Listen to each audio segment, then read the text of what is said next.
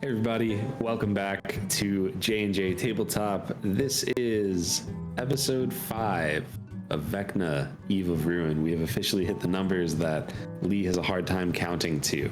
And with that, I would like to give a special shout out to my lovely band of adventurers, as I am your dungeon master this evening, but we are joined by players Michael, or Mr. Yoda _I_am, Lee, who is at this crits, and of course, Jacob Tabletop himself.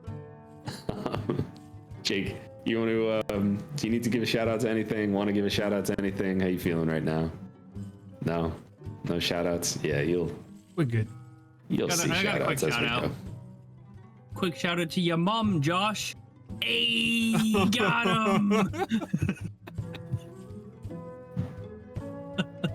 Shout out to Mama T, the real Mama T. Oh no, he's got it. Is he leaving again? Oh, no. All right. I didn't actually leave. I'm right here. I just turned my camera off. Shout out to Mama T. Yeah. All right. Well, this is episode 5. We have we pretty much just finished chapter 1. We are going into chapter 2, and I don't really feel the need to call anything else out except for a quick review of what happened last episode on Vecna, Eve of Ruin. So our adventurers had they had been called in to help investigate a series of missing high-profile citizens from the city of Neverwinter. They found out that they were likely in the graveyard in a certain mausoleum. When they got to this mausoleum, the Hallex Mausoleum, they went into the catacombs beneath and found that there was cult activity going on. Each of these prisoners, these people who were kidnapped, they all had some sort of secret, or at least most of them, I guess, had some sort of secret. Our adventurers went in, they helped save them, they fought a whole bunch of cultists, they fought some big demons in small hallways, they interrupted a ritual that was going on, and in this ritual it appeared that these Vecna cultists were trying to steal the secrets of a famous, I guess famous is questionable, but you guys have heard of him because you're scholarly folk. But Eldon Keyword, who is a scholar who specializes in the Outer Planes. So as some ritual was going on to steal information from him, Milo came through the door and killed 6 cultists with 1 fireball. They were transported, as this happened, into the Shadowfell, the plane of shadows, Evernight, which is like a mirror, dark mirror version of Neverwinter. They went around, some of them snacked on some pickled fingers. A green light, hold on, for being sick. Oh, you didn't get sick. Oh no! Wow, the green screen really with that, You look like the Tin Man from Wizard of Oz. Oh man, I guess the green coloration, feeling sick, does not work with a green screen behind you. You made Lee a ghost. He's insubstantial. Jeez. So they had explored a little bit and eventually found that there's rumored to be a stable portal or crossing in this grave of a family called the Dolendar family. They went in, they talked to a ghost, they found some fun trinkets and items, fought some monsters, figured out a puzzle, and eventually they had just opened up a tomb and hopped into a portal. And that's where we left off. So picking up immediately from there, what goes through Milo's mind as he's like speaking out loud and kind of making sense of this previous 24 hours. And Aradel jumps in, Biggus jumps in after him, even Eldon jumps in, and now it's just Milo all by himself. I think Milo, this is actually, I mean, he's done a lot of things with his magic to try and help and learn and rebuild and do good things with it. But this is the first time he's really had a true, like, quote unquote, field work kind of experience. He's never been to another plane of existence. He's obviously learned about them from Aradel and their time together and things like that. But he is just clinging to every last ounce of hope that he can find. He just jumps in that portal because he doesn't know what else to do, and his friends did, and he's along for the ride. And everything in him tells him he should be okay when he gets there, but he's just hoping that's true. All right. Love that. So, as Milo takes the leap and disappears into this swirly mist of silvery purple energy, all of you find yourselves outside of a dusty, nondescript tomb in what appears to be the paupers section of Neverwinter's graveyard. The name on the tomb is illegible due to advanced age, but the carved phrase, "Home again, to rest forever," is barely legible above the tomb's doorway, and you are home in Neverwinter. It is still nighttime. Oh, that is an experience I should not like to repeat. Oh dear, Miss Lamson settle, and we should. He tries to get his bearings. We should get her. Just take a moment. It generally takes about a minute or so for the planar travel sickness in. The PTS, as we call it. There's sickness associated with this? Just hold on a minute. You'll get a little bit dizzy. Okay. Roll Constitution. Everybody except Aradel. Saving throw or? Yeah. I got a 19. I got a 23. Okay. And Eldon got a 4. So, Sounds about right. Eldon, for the second or third time so far, vomits into the muddy ground beneath you. Manages to not get it on anyone, and it's just bile at this point. There's nothing left. Yeah. There are monsters about, in the sense that this is the graveyard. It is late into the night, approaching the dawn, but there's zombies, there's ghouls, there's all sorts of icky undead that hang out in this graveyard at this time of day. So just something to be aware of. All right. We should go. I don't know how much time has passed. Right, we should at least go ensure that people we left in the... Or there was only one one just left. Her. Yeah. It was just her. I could fly there myself, and then it would be easier to fly back. Just the two of us. How about no to that? I like where your brain's at. Your heart's in the right place. But your brain... I don't know. That's the sickness speaking. So, it's not safe. We shouldn't separate yet. All right, then perhaps we should take to the air, just to be as safe as we can on the way. Sure, I'll get on Biggus' shoulders. Right, I'm like one of those mall cops. Oh my gosh. Oh my god. Oh my Mouse goodness. on behind Milo. I hate. Biggest For- bonkus, graveyard cop.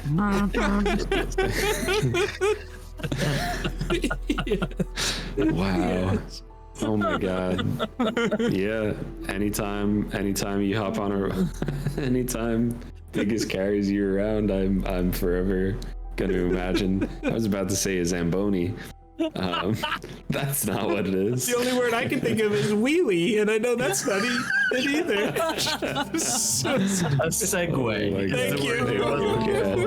Man. So you're saying that is what it looks like. Speaking of No, I said that's the word you're looking for. Speaking of which, that's a Not great really. segue as we make our way over to the graveyard and the Yes. tomb. segue over to the graveyard. So we're going back to the graveyard. So you are in the graveyard. You're in the Okay. paupers section of the graveyard. You need to get back to the Hallex Mausoleum, which is in the, I don't remember what it's called, but the rich people graveyard. But why? To get Miss Lamson settled from Why would we Shenzhen. not wait till morning? Because she's just hanging We out don't know there. what's down there. Yeah. We didn't finish the mean- job. We don't know if she's safe. Well, as you say, that's what Milo wants to do. I mean, she's with what's his name? Shenzazim. She's with Shenzazim. What could go wrong? So you're telling me you guys want to go back through the graveyard when we're already beat to shit right now? This is why I did suggest just flying myself. So that way, if you run into stuff, that you die alone?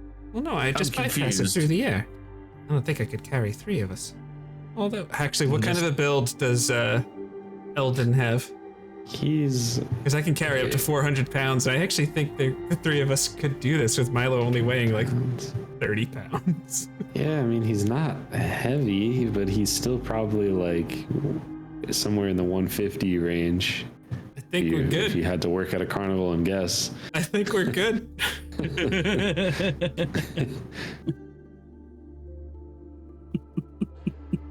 She depended on us, Gus. Just like imagine like Aladdin the flying carpet like struggling to make it above the trees. Oh, I can do it. Oh, I can do it. Oh, you the world. No, Milo's broom was actually on Pip My Ride. Oh man. He's got hydraulics, you know. You know. She But yeah, it's totally up to you guys what to do. If you want to wait till morning, if you want to go by yourself, if you want to go now. Well, where's everyone Good at to you. health wise? I'm about half mast. I'm under half mast. And a decent bit under half mast if my overall health was normal. yeah, I would say like I'm a third of half mast. I'm probably a little better. I have 30. Or a third of my normal. Got it, okay. I mean, it's up to you all. I feel as though we should try to get her. She didn't All right. seem too excited about her predicament prior, and she didn't seem like the person who would be too capable in the situation that she's in. But Biggus is like, this is a bad idea. it may be, but we were hired to do a job, and the job is not complete. The job was not do it tonight. The job was to make sure She's it's counting rescue on them us, if you Gus. can. I told her I'd come back for her. Tomorrow morning is still coming back, but onward. Okay, he just flies off with Eldon on his broom. I want to give Milo inspiration for that.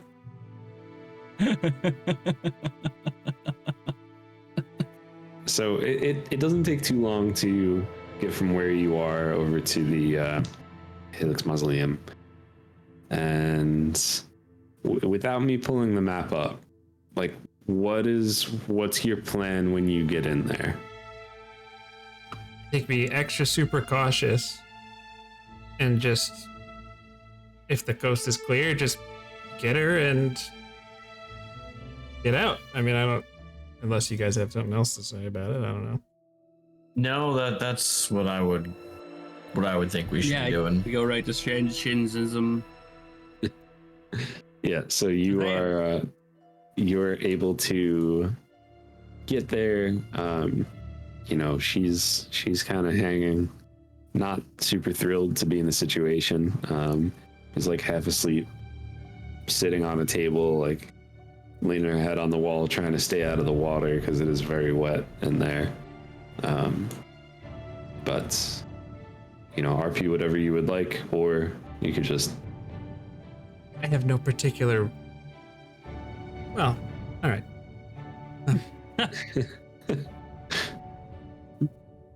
Miss Lamson Settle, it's time to go. He just smiles warmly. Oh, Dr. Copperkettle, I was beginning to wonder whether you would come back. Thought you had forgotten about me. It's been quite a trip, and I don't think I could forget about you. And please, call me Milo. Okay. All right, Milo, come on. He kind of... You don't think Milo does this very often, but for Milo, he shoots you a look. This is what I don't like, right?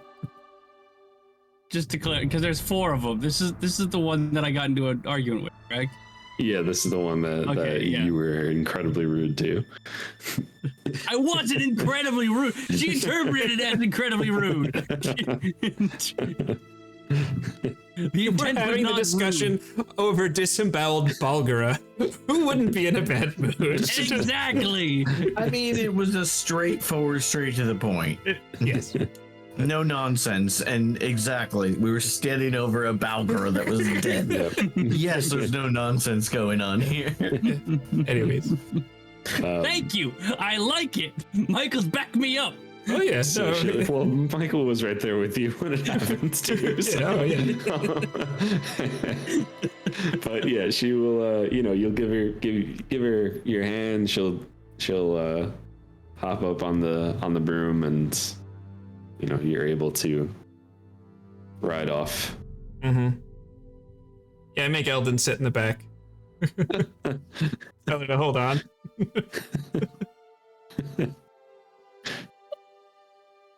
Elton's like, oh dear. You get on my shoulders, Eldon. I'm just like, wait. Oh. Yeah. That's it. He's not trying any moves right now. It's just go back to the keep. You're able to get her out of there without getting into any trouble.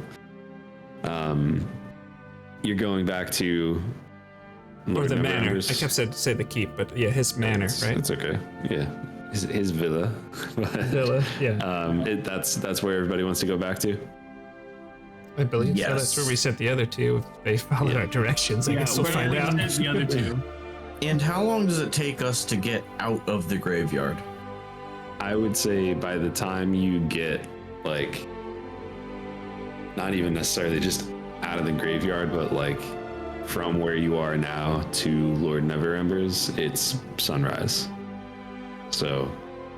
So the reason why I'm asking is because I only have 4 hours of flight time on my boots, and I've spent like maybe 10 minutes, if that, so far. But once we get out of the graveyard, Biggus wouldn't fly anymore because like there's not. Okay. That's where the dangerous stuff was, or at least I would think. Sure. Yeah. So I'd say like it takes you probably spent 45 minutes in the graveyard. Okay. So. As my segways run out of power, it's maybe I need to get a new. No. The thing is, Biggus can fly for like 3 hours more, but he doesn't tell you that. He just lands. Yeah. He's like, we're good. As we're walking back, I'm talking to Biggus. I've heard stuff about solar-powered magic. You should really look into that.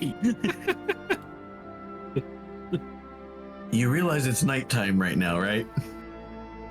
No, the sun it's coming up now, isn't it? Wait, what if you use a light spell I think I just solved the world's problem. Unlimited renewable energy. Unlimited renewable energy. You just need to not be a hear scholar. a crack as a gunshot goes off and Aradel drops to the ground. No! No, I'm just kidding. Oh my word. Wow, that's too real, man. Bum, bum, ba-dum.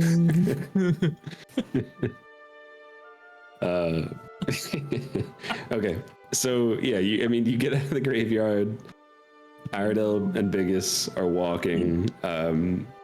What do you do, Milo? Do you land? Do you stay on the broom? Like, what's? I think Milo would stay on the broom, but offer the opportunity for Eldon to get off. Eldon. He doesn't have to. I'm just saying, like. Yeah, Eldon will hop off. Yeah, no, we'll just fly alongside like as if we were on horseback sort of a thing, but. Sure. Yeah. Yeah. Yeah. Pulls out some coconuts. Here is Sir Milo the brave.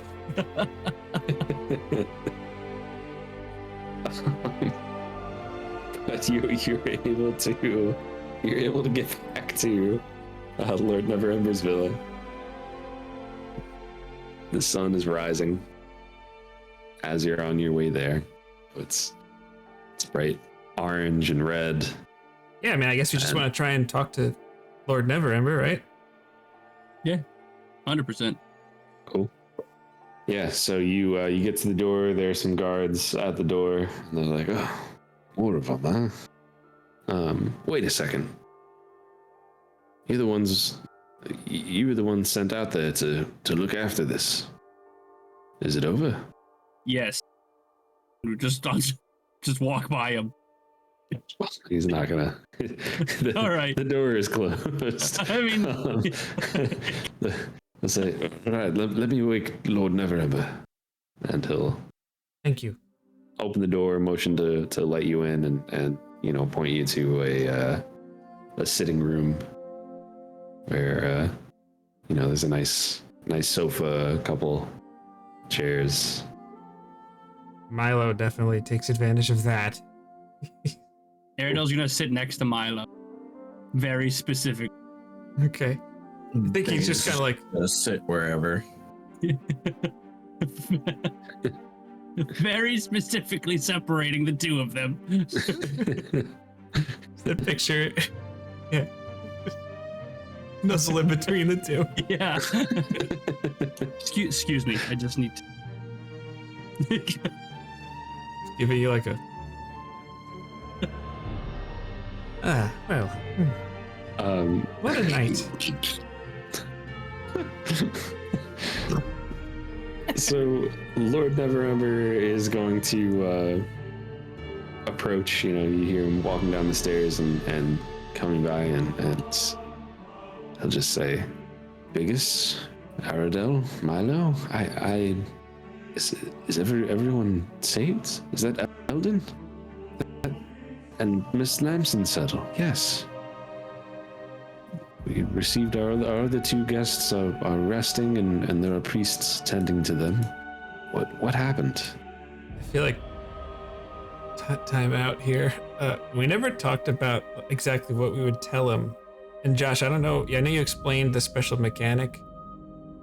If we tell the secret, do we lose its power? Yes. Oh! So my question is, my first response to him is, did they give you a message? Did they give you a message? The message I sent with them. You gave one with Umberto Noblin. Oh, yes. My apologies. Yes. Good. Okay. Yes. Yes. We've been keeping an eye on them. Great. All right. Pause. Back out again. What do we want to do, boys? What do we think? That's a good question. I'm okay to tell him it's Vecna. I mean, this is a pretty big deal. I mean, I mean, Yeah, I would. we went to another plane of existence. Yeah, right. That was the one secret from, I think it was Umberto Now, I will say, Do you want to? or Sarcelle. Well, A vision. go ahead, She had a vision. Aradel. I will just say, between us, out of character, there was one of these people that didn't trust Neverember. Yeah, we just brought her in. Yeah. Well, regardless, Yeah, but you know, for a it's different worth reason, though. consideration. You know, Yeah. I'm not saying I believe it entirely. In at all, character, but Milo would have no reason to not trust him, but I don't think there's any reason to tell Lord Neverember that we figured out why they captured these 4 people. That to me doesn't need to be said. What does need to be said is that we think Vecna is returning somehow. that That's just kind of, well, it depends on how we word it. Well, if Josh counts as that's spilling the goods. I don't remember what his. Yeah. Okay, these are what it is. Oh, okay. Yeah, and that Umberto is a historian of Vecna. Is like he just told you a lot, like Okay. Vecna lore, essentially. God. Milo would probably be very content to let the 2 of you talk anyways, so I'm comfortable Yeah, however that goes, honestly. I probably wouldn't tell him much. I would pretty much just say we know that they were all tied. This cult is tied to Vecna. They were captured for who knows what. That's kind of where I'm at. And we do know that there's some seriously powerful magic going on because we actually got pulled to another plane of existence. Yeah. We So were pretty much- able to come back, but there's something big going on here. So we're saying no. But is it bad that we're in our own rights now keeping the secrets? Are we now empowering Vecna by keeping these secrets? Or should we tell people to make those secrets no longer secretive? That's the choice you have to make. Yeah, man. Oh, man. Whatever happens, it's going to be fun. Just pick something and roll with it. I have to say, I really appreciate how you think out loud with all this kind of stuff. You're a fraud! You're not Lord Never... No, I won't say. Oh my god, That's the only secret you share. Do it. She says you're a Do fake. Exactly. Yeah, exactly. Can we at least get a good night's rest before we do that? Because if we do have to fight him and all of his guards, I'd prefer to not have no spells and be at 29 health. We could also say, yo, this bitch thinks you're legitimate, right? And that's the same exact thing, but from a different angle. Then she's the bad one. I actually lost track of what is in and out of character. All right, I back in think all character. of this is out of character. Well, yes, Back in well, character. Except for what we told Lord Neverember, which was Which- what- did Vecna's we- back and you got teleported to another plane and yes. Okay. powerful magic is at work. I'm on Correct. board with all of this. Okay. Sure, yeah. All right. Yeah, he's worried. Clearly, right? You don't need an insight check to see that Vecna's got a pretty bad rep. And he just kind of like paces a little bit, walks by to the window, just thinking. He's like, well, this is very, very bad. What happened there was it Vecna? It wasn't Vecna himself, and Specifically his Goodness.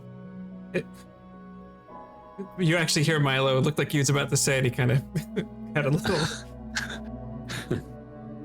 It was a cult dedicated to his teachings, or I guess bringing him back. The teeth of Vecna. His That's return? Not his... I don't know if are we in private. I mean, well, Like our group is together, but like, what Eldon is there and Andrina is Yeah. there. but like other like guards or like other people that could potentially spread gossip. No, not that you can tell. Although that is a good point. We might want to send these two off. We talk.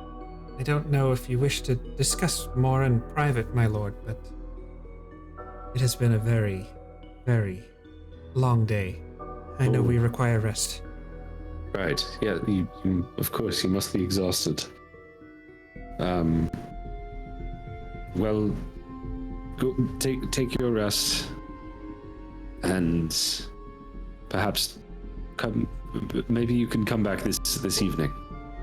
Would that be all right? We can discuss this further. I think that's fine. All right. Sounds good to me. You have my gratitude, and we will talk more about your reward this evening. I do.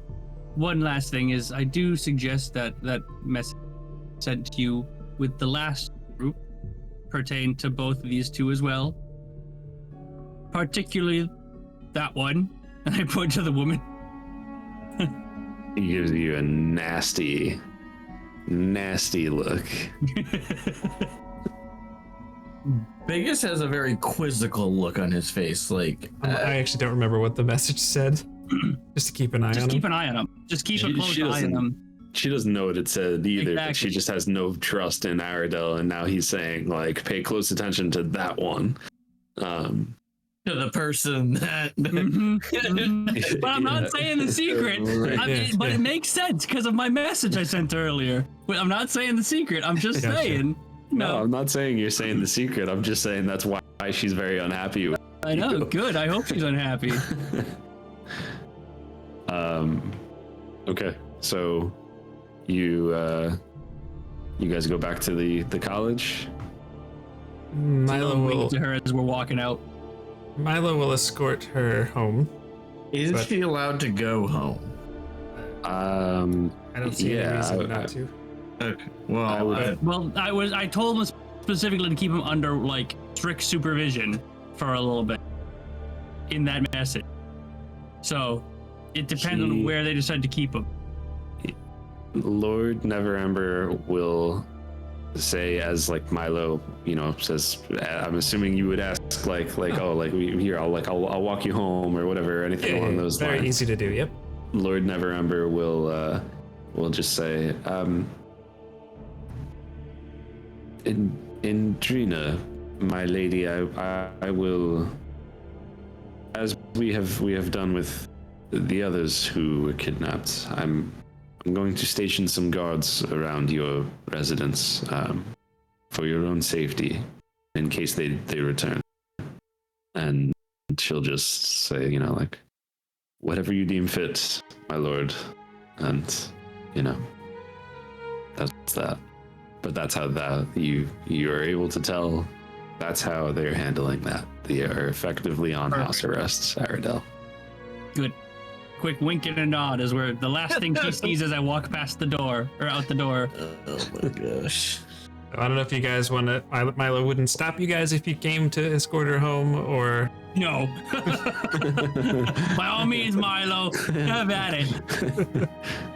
yeah. All right, so he'll do that, and then eventually he'll join you guys back at the college. Okay.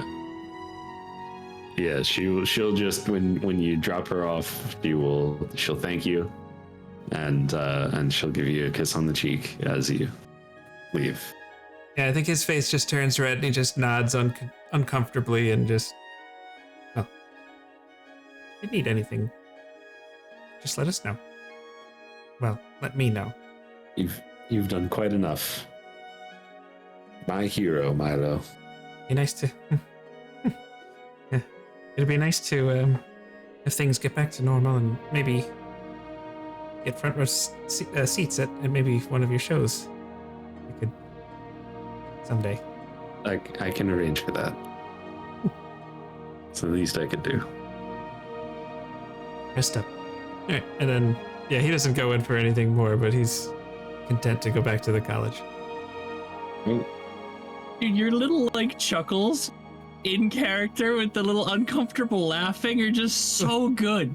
Like, mwah. Oh my goodness. Yeah, I feel uncomfortable for you. It's great. Thanks, Lee. That's good. But yeah, so at that point, Milo just, because he's just on his broom and just flies off. Yeah. You're all able to get back to the college. Do you need to debrief with each other, or are you just going to take a long rest? Airdel's asleep when you get back. I guess that's no debrief. You guys can debrief, but I'm out. Yeah, if you had something on your mind, that's fine, but... No, not particularly. Okay. I didn't have anything. I figured a rest would be fine, but... Okay. Long rest?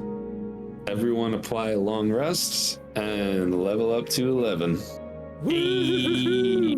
Can we remove the max hit point modifiers? Yes, It you should do can. it automatically, I think. It should do it automatically. Methinks. Alright. Teleportation circle. Hey. I broke the 3-digit hit points, baby. Hey, You I thought forgot I thought you had 96 as indicated above me. Well, did I? You said you rolled for it, but I guess you lied. Well, wait a minute. Now I'm very confused because prior to this, It's fine. We'll figure it out, and the graphics will be back Even to next if- year episode. even if that were the case, I may have, but I didn't do it on D&D Beyond. So I'm incredibly impressed because somehow I'm incredibly wrong if that's the case somewhere down the line. We'll figure it out. All right. But you are all awake. It's still the same day. But I mean, you pretty much, you got back home at like 5:30, 6 o'clock in the morning, and have now slept until like 4:30, 5 o'clock in the evening.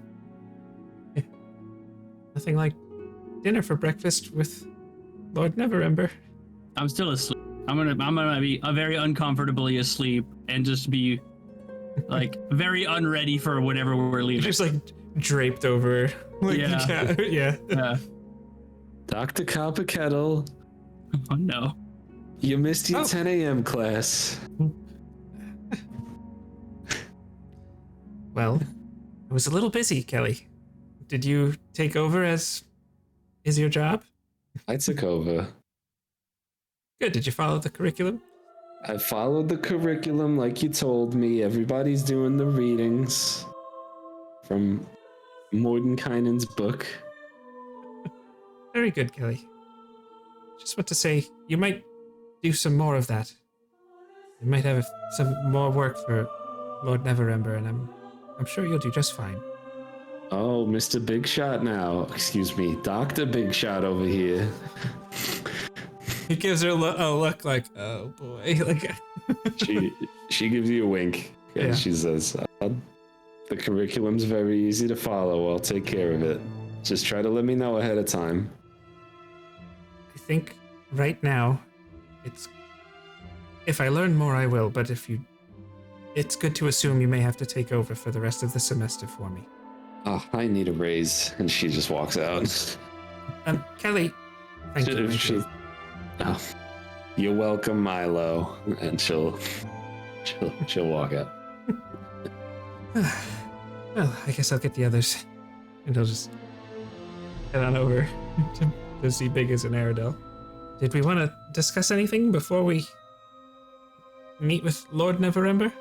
Not really. I mean, I hate the fact that this is probably going to turn into a thing. I just had to let the college know to put my classes on hold until further notice.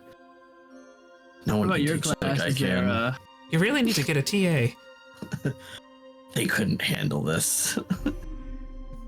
Milo just genuinely chuckles. Fair enough, my friend. What are we doing? Aradel, good to see you joined us. What? Yeah. I know you're just getting up, but we're supposed to have dinner with Lord Neverember. Oh yeah. Great. I just want to say, the two of you are, thank you for everything in there. You were great. Wall to get hit. But sure.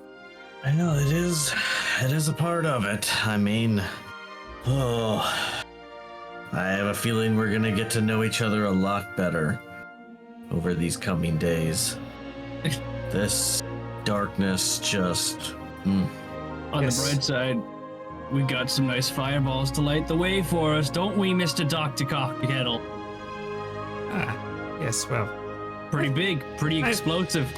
You don't normally like to make a big scene, but man, that was a big scene. I suppose. He just fiddles with his pocket watch a little bit. Take a compliment, you doctor. Oh, well, I've just never taken anyone's life before, so.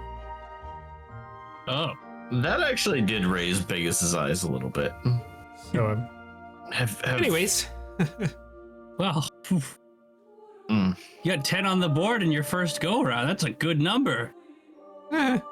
Biggest cringes just a little I'll just gotta walk off. I'm oblivious. It's a good score. I'd be like, shake his hand, like, congrats, that's beat my initial record. And just walk off.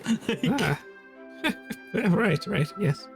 Well, I think he just, I feel like he's, for such a little guy, he's got these just big brown eyes. They just look up at Biggus.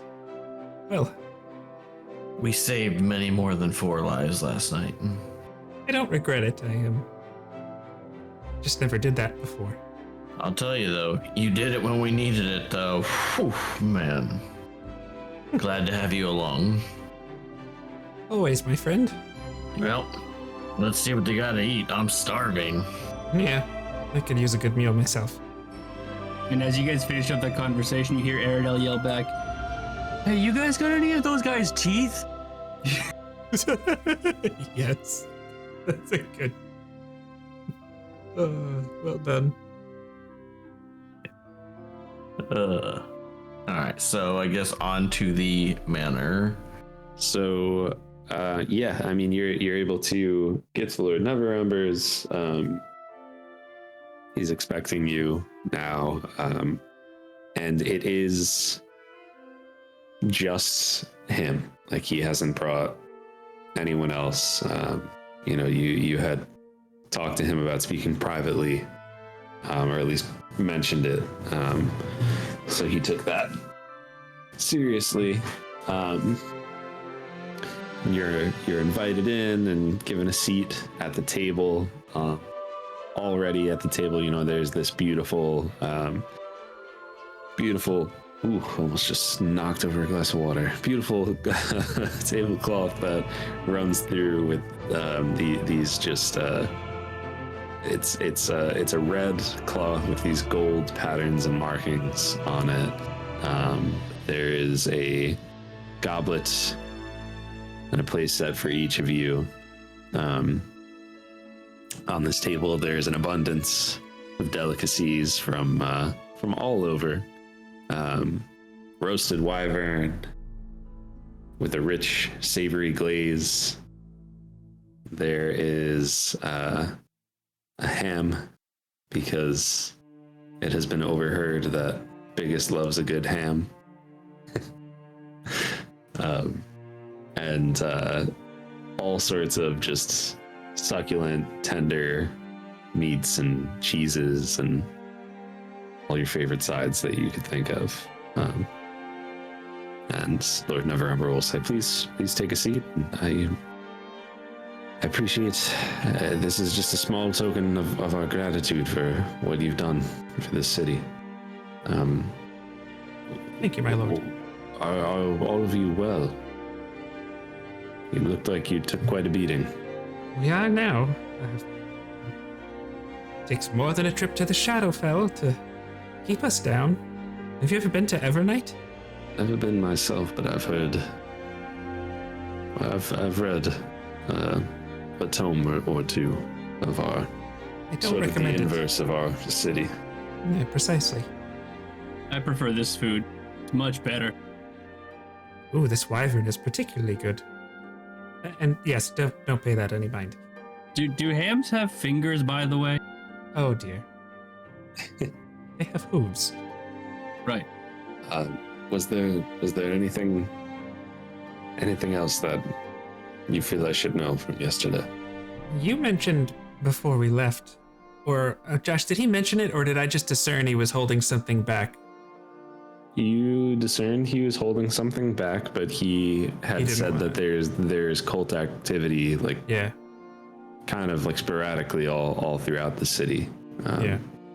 My lord, you mentioned cult activity before we left, and I understand your reticence to share that with us in case it was nothing, but if it is something to do with Vecna, I would... They're on the move, to coin a phrase. I would keep a watchful eye on them. I must Everything agree you've with built and rebuilt. everything we've built and rebuilt. I must agree that it's hard to say, who's involved in what, but now that we know that it's Vecna, about 3 years ago we had run into another scenario with a Vecna cult. A trusted investigator, Kavori, her brother Delvin Fernhardt, the two of them had been investigating cultish activity. Well, he learned something about a cult of Vecna operating within the city limits, and he was killed. We had sent others in after, and it was messy. Others died, but we thought that they had all been cleared out. I think Milo just looks to the other two. I don't know if there's a way to investigate if it's the same cult or a new one. The markings Members, I mean. The markings that these people had, it was a left hand with a eye. It was. It's the same markings. Is this Kavori still here? Have you learned anything from her experience or the others that you sent in? Is still here. She does her own thing now. I've brought her on, tried to bring her in as an advisor here or there with investigations, but I fear she doesn't have the heart for it anymore. As far as the others who were sent in, they were more like mercenaries for hire. I don't have information or news of where they were, the ones that survived anyway. Perhaps Kavori did. I see. I could let you know where to find her if you'd like to speak with her. Milo kind of just looks at the two of you like, maybe that's something? Yeah, I mean, it's something to go off of. Yeah, not for nothing. And he looks at both of you. We were tasked with finding information about these individuals and saving them if possible, correct? That task has been completed. Oh yes, of course. You have no other obligation. And he actually interrupts him. He just straight up interrupts. And he says, planes are dangerous, and if you plan to go down this route further, it's worth taking into consideration where it might lead and what might be taken from each of you. Our initial task is done. Do you wish to continue this? Because if not, or if you do, there's a lot to consider. That's all I'm trying to say. That's it. I'm done. I'm gonna go eating ham now. Yeah, exactly. Aradel, I feel like you may have forgotten that we had a choice in this original mission, and with what we've found, while these 4 people may be safe, nothing has changed on the underlying side of it. And if we're needed to get to the bottom of this, honestly, I don't know of others in the city that would be better. I'm not disagreeing or arguing with that fact. I'm simply saying that as of right now, you are professors at a university or a undergrad. I always mix it up. It's some form of higher learning. They do make it kind of confusing. They really do. Yes. NSU. Never went to state It's undergrad. so easy. I don't. My point being, If you can't tell, both Biggus and Milo had a hand in the naming of the undergrad. And are very particularly. They don't understand why it's confusing. yeah. It's right in the name. Yes, it's right in the name. That's confusing, but it's right there in that name. Yeah, just currently at this moment, or as of yesterday, you were professors at Neverwinter State undergrad. If you take another, last night or this morning, you weren't acting as professors, you were acting as effectively mercenary. I've been there before. It's nothing new to me. I wake up in a new place every other month, I feel sometimes. But if you continue down this path, you may not be a professor at this undergraduate school of learning, at least in the near future. And you'll be effectively, potentially risking your lives and changing your entire way of life. And he really looks at Milo. Yeah. And he's just like, you had a good record today. Well. Or last night. But do you just want to, I understand there's important lives at stake, there's, meaning to the mission or so, but are you prepared to potentially give up your position? And then look at Biggus, are you prepared to potentially give up your position, at least for some time, if you plan to investigate this? If you think that I learned what I teach at Neverwinter State without being in the field, and you see him just twirl and slams Bonkus into the ground, my mall wouldn't have a name. If this is as bad as it appears, there might not be an undergrad to come back to. You are right, Aradel. This is the first time I've ever done anything quite like this. I've always been more comfortable in a lab or a classroom or my study, but one of the most cowardly things ordinary people do is shut their eyes to the facts. If my home is in danger, and I can do something about that, I might as well be part of the danger. So, I've never done anything like this before, but you gotta start somewhere. Aradel's gonna look at Lord Neverember and say, well, I think we have our mind made up. Where can we see this woman spoke? And Lord Neverember will just say to you, he's like, aside from giving you the information of Kavori, I don't have next steps for you. I don't know anything about what's happening here. I can keep an eye and ear out in the city, but Kavori will do. And he'll write down the name of a local watering hole called Medusa's Gaze. Okay. I was gonna say Dragon's Breath, but that sounded a little too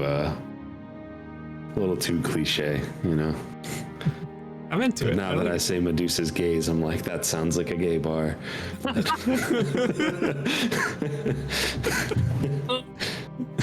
And we're back to the 5-inch story. Oh. And that's where he says we can find Kavori. Yeah, that's where he says you could find Kavori. I don't know if you boys have anything else you want to accomplish with this conversation. I don't think I do. No, Okay. I mean, did he give us walking around money? He's giving, at the end of this conversation, That's a good point, Michael. He's giving us jogging around money. I mean, that's true. Two of us do fly. Did he give us flying around money? You're gonna have something called a Segway.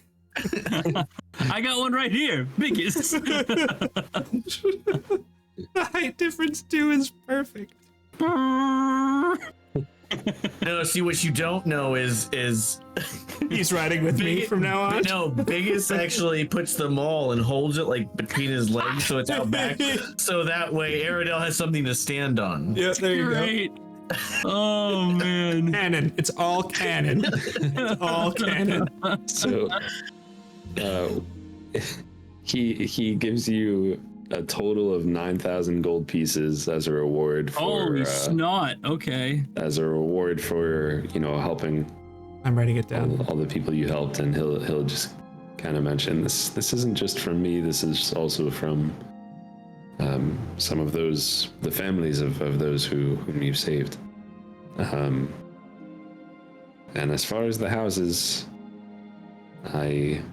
they're all side by side in the heart of the city, right along the river, and he'll give you each a set of keys. Can I not have the middle one? I'll take that one. Just drugs. Great, perfect. Okay. I feel like Bog just the biggest door problem would really get on my nerves. And Milo immediately regrets this decision. I'm just kidding. You act like Biggus. We're all next to each other. I can visit on it anytime I want. This is fantastic. I really need to get an industrial lock.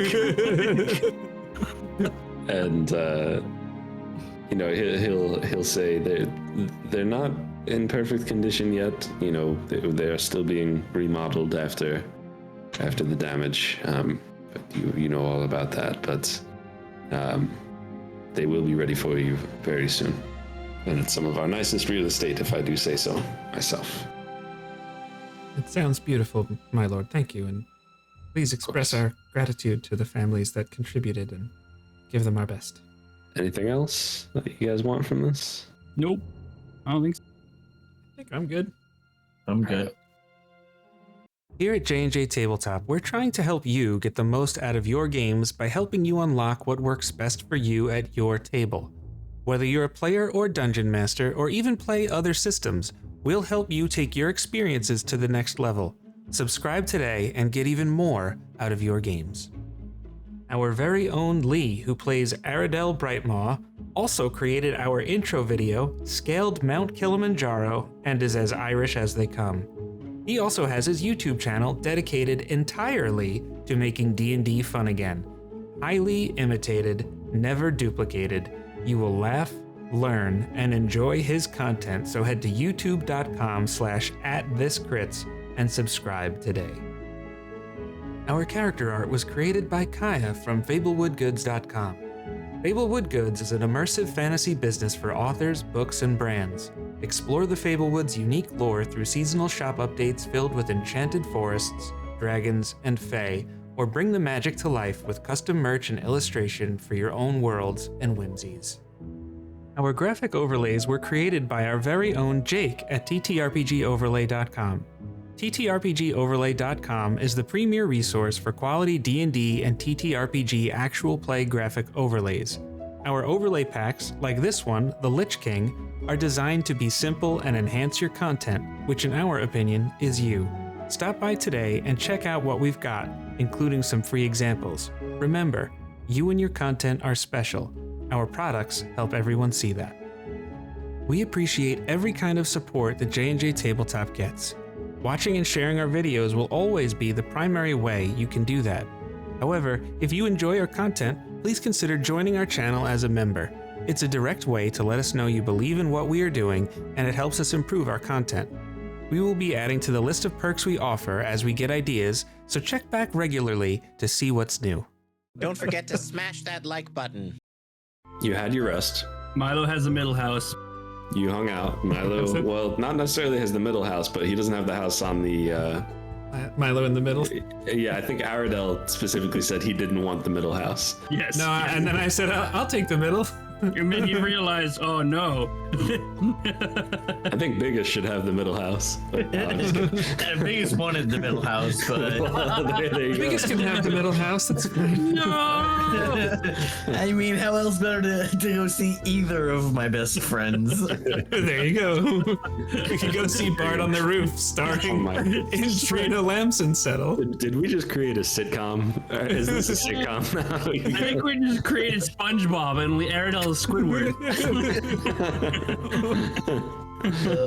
Big ass. How will you ruin my day today? Okay, so you had your dinner, your feast. Biggus had his ham, But what I didn't mention is that he also had a turkey leg, or he at least had access to a turkey leg, because now the picture is canon. So yeah, Lord Neverember had told you about Kavori, who it was a investigator in his guard, whose brother was recently basically killed by Vecna cultists. He told you where to find her, which was at Medusa's Gaze, which is a bar in Neverwinter, of course. It's evening. You've slept a whole bunch, to kind of get your hit points back. You don't have to go see Kavori right now. You can go back home. You can go straight to the bar. You can regroup. You can do whatever you want. So we're still at Lord Neverember's place? I would say, yeah, you are still at Lord Neverember's place, unless you have video evidence of me saying that you have. No, we have video evidence of Milo walking what's-her-name home or trying to walk her home. Milo is a gentleman, okay? Yeah, Milo's a sucker. Oh boy, I was about to say he rode her home, but that doesn't sound right. That's a very different conversation entirely. I meant Talk about a broom flying. He just gave her a ride. That's what you meant to say. I get it. Yeah, thank you. Those are the words I was looking for. Well, if we're still at Lord Neverember's and Umberto is still there, we might as well. He's not still there. He's not. Because, okay. Yeah, because it's the next day. This is the next day. Yeah. Yep. All right. So, I mean, I think we should talk to either Kavori or Umberto, or we could check out our houses and do that tomorrow. What do you fellas think? Yes.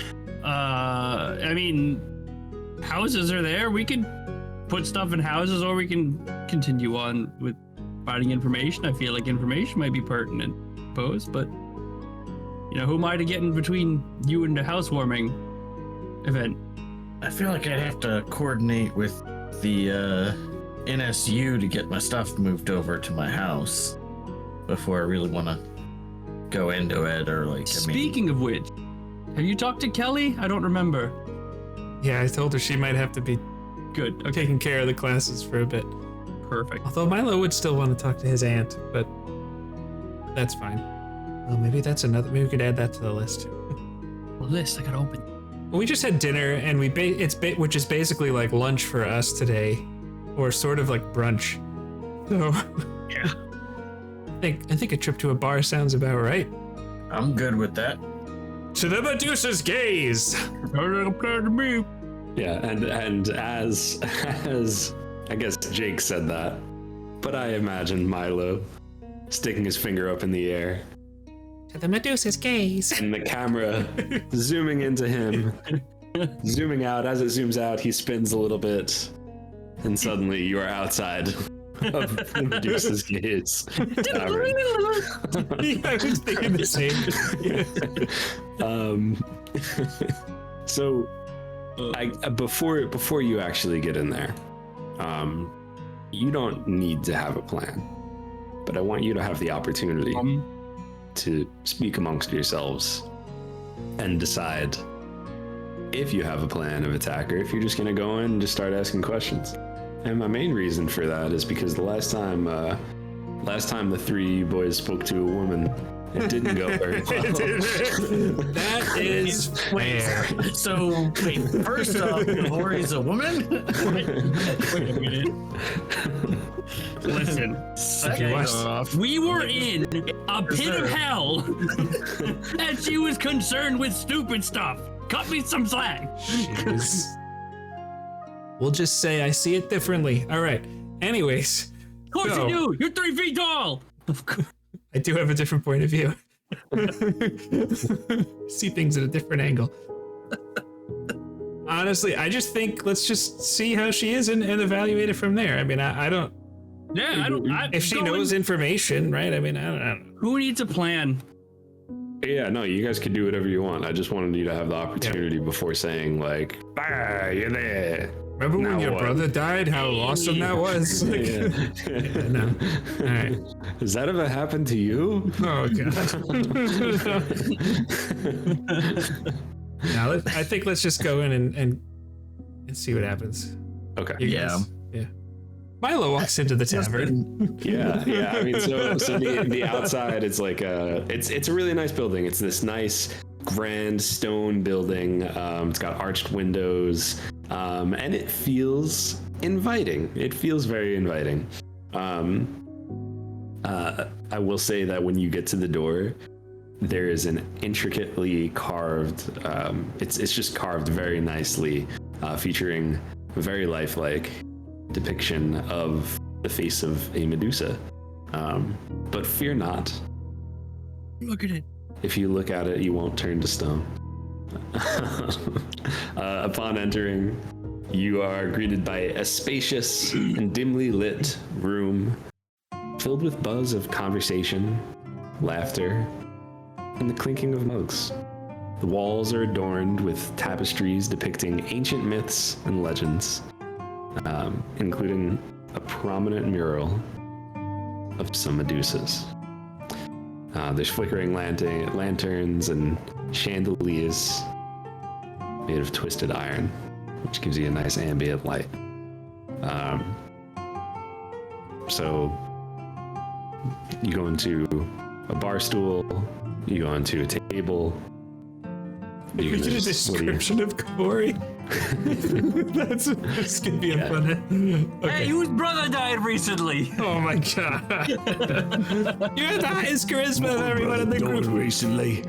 Does anyone look like they're drinking like their brother died recently?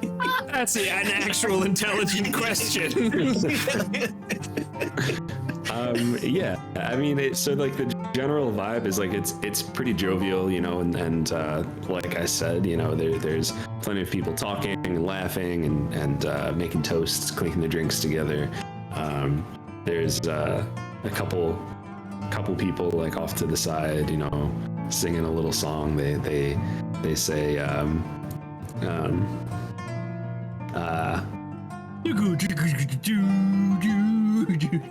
no. They say They're just rickrolling each other. Because Jacob is our mate, and when we drink with Jacob, he gets it down in 8, 7, 6, and this this guy's. You don't have to do that, Jake. You don't have to. Jake, don't. Jake, please don't. But that's essentially what's happening, and you know, like that's off to the side, and as you kind of scan the room, the bar is like an L shape, and over at the end of the bar, you see a woman, and you don't get like, you know, I mean, like I said, it's dimly lit in here, so it's not like you have a very clear, like you could see all of her features. But if someone is drinking and looks melancholy, it is certainly this girl. Who's gonna do it? So what I said. Yeah, but we gotta RP this. That's the point. I think I'm probably the least threatening looking. I am the most well tailored, and he like actually it might. Wizards in their adventuring gear is basically just clothes, but he actually just is in a nice blazer. Are you all wearing? Oh, go ahead. Go keep. Yeah. What are you just like? He's just in his blazer. He's got a vest. He's got a nice shirt, a little pocket watch, his pocket square. Like he's, especially since it's the next day, you know. But what are you guys in? Biggus is in his full battle gear. Like, I'm into it. And even Bonkus still has the blood and stuff on it from all the stuff that he exploded. Like, it looks like he just like literally came from a dungeon, pretty much. It's like Dragon Age, and you never rested. It's just it's just everywhere. Yeah. I mean, not quite that bad, because like he does keep up with his armor, but. Are you like Severo? Is it bad luck to wash your armor? No, it's more of so. Biggus is about functionality on stuff, and his armor is magical, so it's not going to corrode and rust because of the way that I've imbued it. So like I don't have to worry about that side of like my armor deteriorating or breaking down because of not taking care of it like that. So it's a back burner priority. Yeah. And especially because he expects to have to explode some more people, what's the point? Aradel's kind of not the same boat where he's wearing his normal adventuring gear, but he's the exact opposite of Biggus, where he takes care of everything he has. He cleaned it. He cleaned it. He like polished his swords, like everything. Unlike Mr. Biggus, there's no magical aspects aside from like his glove, really. So he's very meticulous about keeping his things well kept. So while he's clean, he is still at least in his gear. So let me ask you this question. No. You have you or people around you at least have access to things like prestidigitation, which could just clean everything automatically. Is Aradel the type of person who would let Milo use prestidigitation on it? Or he needs to go through the I would process. manually do it myself. Respect. Okay.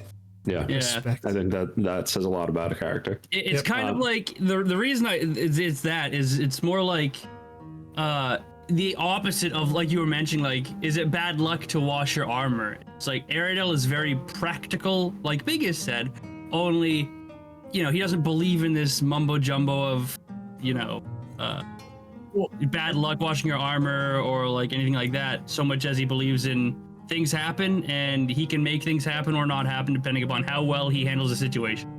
So, and Biggus is not dirty. Like when we started this, his armor was spotless and clean and in very like it's more of just he doesn't see the point right now. I just love that that's probably how you ate dinner with Lord Neverember, but I'm just here for it. Oh yes, 100%. And there's probably even some turkey juice on there a little bit too. Do you still have the turkey leg? A little to go, right? You take one. I took a couple to go. Yeah. he's like, I'm not dirty, but I might have a couple mustard stains on my you know, who knows? Like, whatever. All right. So there's this this woman who is sitting at the end of the bar. There's no one sitting next to her. Looks like people are actually giving her space. She's got just it looks like neat liquor, and the bottle's actually right in front of her too. Like the bartender just left it there for her. So with that being said, we now know what everyone's wearing. 10 minutes later, We accomplished that.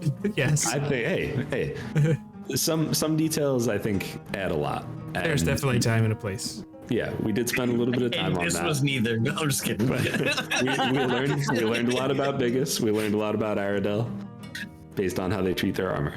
Yeah. So all right. So who's going up? If no one's going up, Aradel's just gonna waltz on it. Milo would not stop Aradel.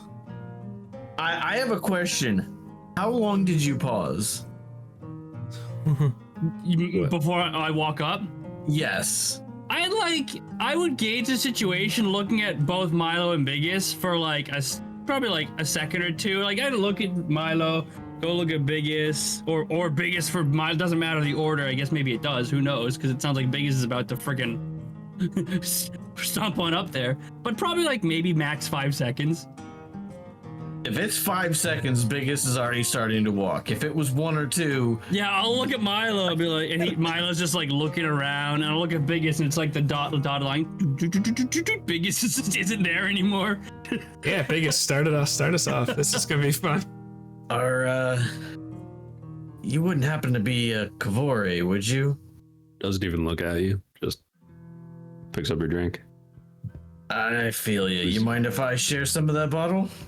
She'll just kind of look at you and just say, "It's a free world." Biggus up into the seat. and feet hanging off the ground. and he kind of like leans over the bar and grabs a glass because the bartender's on the other side of the bar and there's no glasses like right in front of him. Mm-hmm. But he sees one, just kind of leans, grabs it, maybe kind of like knocks a couple things over, and then pours himself. So we were talking to Lord Neverember earlier, and I just want to say I'm sorry to hear about your brother. Yeah, I was sorry about it too, but sorry doesn't change it. No, but we're trying to make sure these kind of things don't keep happening. And I kind of nod over to Aradel and Milo when I say that. It's a dangerous game. She's snacking on like peanuts that are at the bar. These are blueberries. So what exactly was she supposed to have information on? She was described to you as someone who had she's a contact so when you first spoke to Lord Neverember and you asked about has anything like this happened before, he said, well, there's been cultish activity. You could tell that there's more that he was hiding. After you went through the dungeon and learned about Vecna, he said, well, I didn't want to say this if this, just in case this wasn't what it was, but he told you basically that Kavori had an experience where her and her brother were investigating a Vecna cult, and her brother was killed, and that there was more about it, and that was really, I think that was really all he told you about. Honestly, I didn't feel like it was too much, but I just... Yeah. So we actually just got back from finding 4 people that were kidnapped by a cult of Vecna. And he also happened to tell us that you were doing some investigations on a cult as well.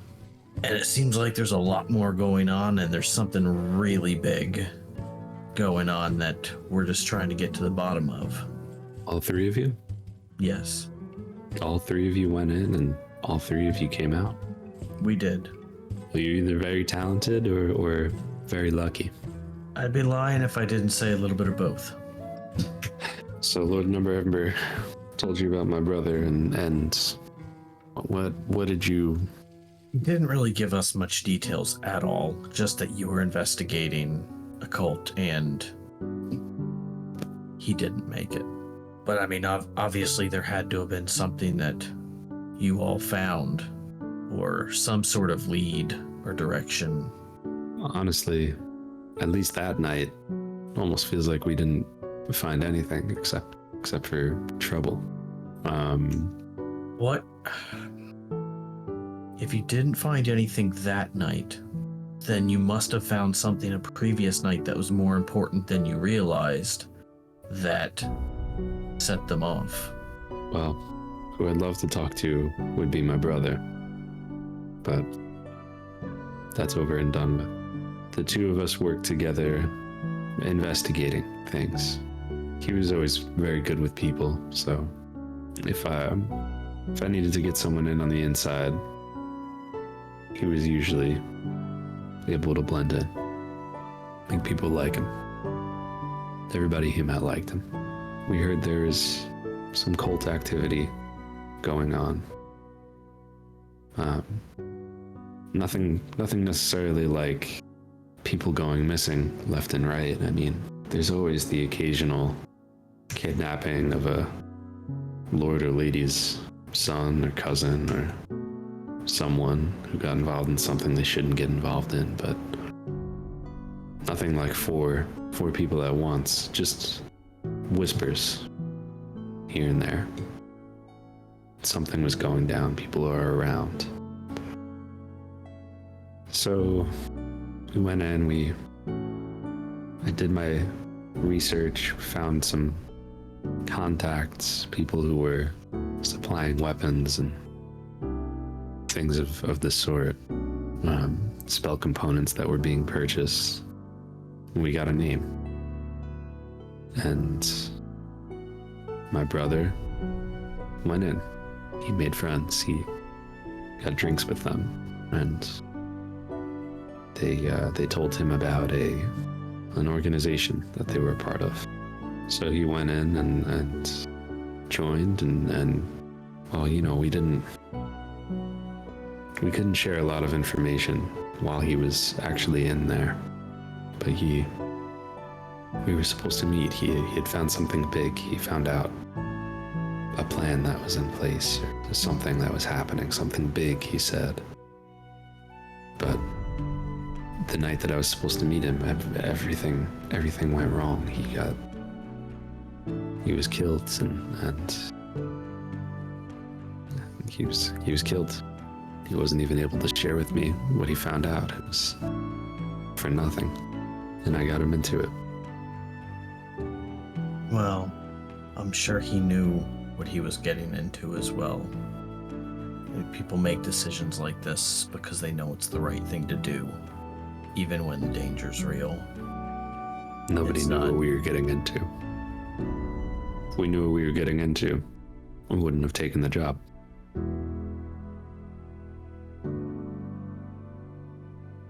You know where their main hideout was, or hangout was?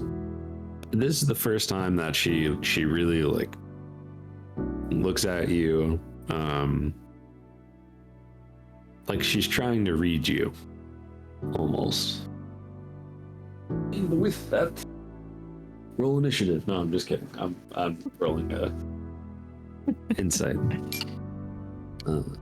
She kind of looks at you for a moment.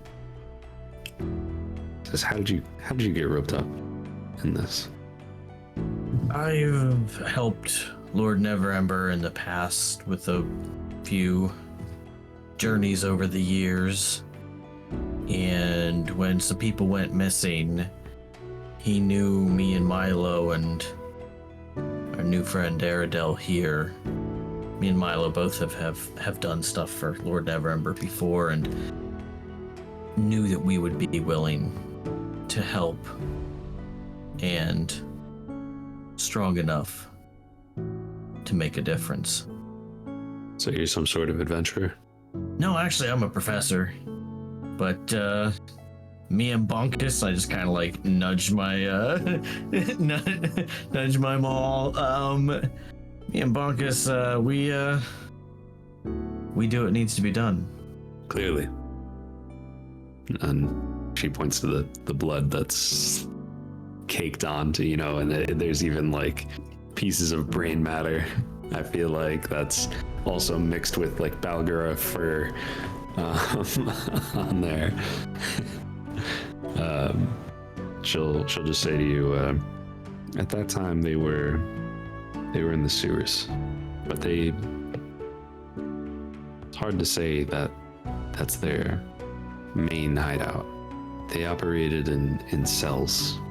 There was never one person who knew everything. It was just a never-ending chase. Talk to one person leads to another person, leads to another person. It just ended nowhere, just like one big secret. Miss Kavori, my name is Ms. Milo, and how long ago was everything? 3 years ago. I'm so sorry. So am I. So wait, her brother died 3 years ago? Okay. Unless Lord Neverember said 5, but I'm pretty sure I said 3. No, I don't remember. I didn't remember a time frame at all. Okay. Yeah, 3 years ago. You remind me of someone. She says to you, Biggus. I mean, I've been in the city for a while. Who do I remind you of? Someone who lost their way. No, I know exactly where I'm going. I have no doubt. On a side note, if you don't mind me asking, because this actually was not told, what was your brother's name? I'm not sure what good it'll do you now, but my brother's name was Delvin. Thank you. Is there anything else that any person that we might be able to track down, or anything that you can give us that might lead us to them? Because right now we're kind of a little short on clues as to where they might be hiding or who even might be in the cult. You know, Biggus, you poured yourself a drink. I haven't seen you take a sip of it yet. That's because I've been too busy wagging my tongue. And then literally just downs the glass and then pours some more. Does Biggus drink a lot of whiskey? Not necessarily a lot of whiskey. I would say he drinks a good amount, period. Well, all right. So perhaps the tasting notes are lost on Biggus then. But I will say it has a nice oaky floral smell to it. After that first drink, would he know that this was good alcohol? Oh yeah, it's very good. It's and you see on the bottle too, like, you know, it's a fancy bottle, but it's Elven Fire whiskey, which is it's got some renown across the realms. Maybe I wouldn't have downed the glass then. Maybe I would have taken a good drink then. I mean, for your first sip, you know, like it's okay. Then I would pour some more. Okay. And she'll just she'll ask you, how do you like it? That's you have some good taste. Usually in a place like this, people are drinking the stuff that takes the paint off the walls. Well, you can thank my brother for that. This was Delvin's go-to. They say that Elven Fire whiskey has mystical attributes to it. They say that enhances your perception, eases your worries, and gives you long life, like that of an elf. It wasn't true in Delvin's case, but who knows? People that are close to us live on through us. And then I take a sip of my whiskey at that point. She'll say to Milo, "What's your story? You another professor?" He just smiles warmly. I teach arcane studies. You wouldn't know it, but you're sitting in the presence of a master wizard. He smiles like, just kind of like, you know, like just having a fun little moment with it. That's Dr. Fun Little Wizard to you. She could call me Milo. He likes a lot of tradition. The bartender has now noticed that there's a group of people up over here, and when she hears Milo say, "You're standing in the presence of a master wizard," she'll say, "Mm-mm. Put a copper in the douchebag jar." He goes, I'll go put a silver in it and then walk back to where I was standing. And just go Milo looks at the bartender and just says, "Whatever she has on her tab, it's on me." That doesn't necessarily help your case. By the way, I am like, Oh man. I am not a part of this. I am like back. Biggus walked up. I'm like, whatever. Let Biggus do his thing. Then Milo got questioned. I'm like, fuck, I'll just sit here. Whatever. I'm done. I'll wait until it's my turn. What would you like to know, Miss Kavori? Well, you'll see that she actually smirks at all of this. It's the first time that you've seen kind of like joy on her expression. But the bartender will say to you, "Are you drinking anything?" I need a glass, I think. So he's gonna just to share the bottle, yeah. Yeah, she'll give you a glass as well. He'll pour some and he'll try it and he goes, "Ooh." Yeah. Are you a connoisseur? I think Milo has an extensive liquor collection, and it's Okay. only nice stuff. Like it's Yeah. the kind where it's just like there's no paint thinner. There's just like this is probably something he's like, oh, he probably could identify the bottle without even looking at it. Yeah, Elven Fire whiskey, and specifically this, in general, it's not usually the easiest to come by. There's a whole backstory and legend about it, where that it was created by an elven druid who discovered a secret of infusing whiskey with the essence of the enchanted forest that they protected. And as the legend and most distilleries will say, the descendants of this druid have continued the tradition, guarding the recipe and the distillation process with the utmost secrecy. But just at glance, it's got a rich amber hue. It's shimmering with a subtle ethereal glow. The aroma, Milo, is it's a captivating blend of aged oak, wildflowers, and a hint of forest moss. There's also an underlying notes of honey and spiced apples, intertwined with a faint whisper of enchanted herbs. This is quite nice. And you drink this regularly? As often as I can afford it. Yes, well, I try to have fine things. Thank you for your help today. How have I helped you? Well, as much as we can learn about Vecna, it's better. Sometimes we can get down on ourselves because of things we may or may not be capable of. And I don't always think that that's what matters most in the end. It's our choices that mean the most.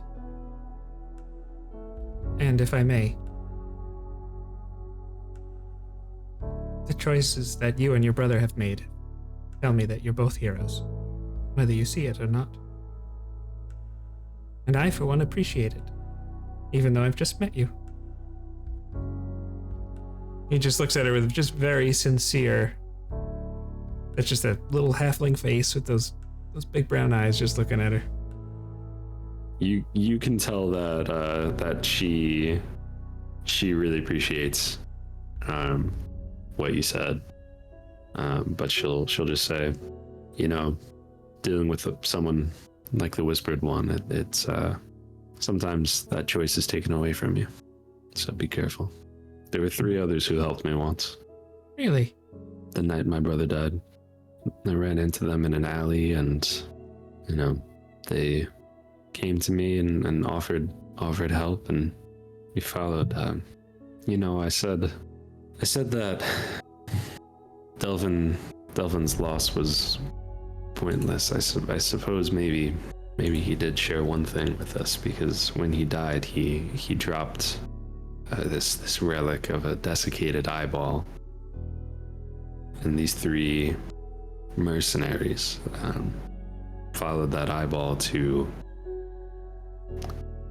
the sewers, like I told you, Biggus. And there they found a cell of the cult of Vecna.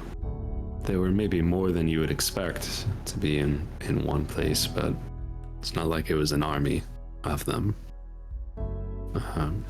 But they were performing some sort of ritual. There was a cultist named Zalrir who was leading this ritual.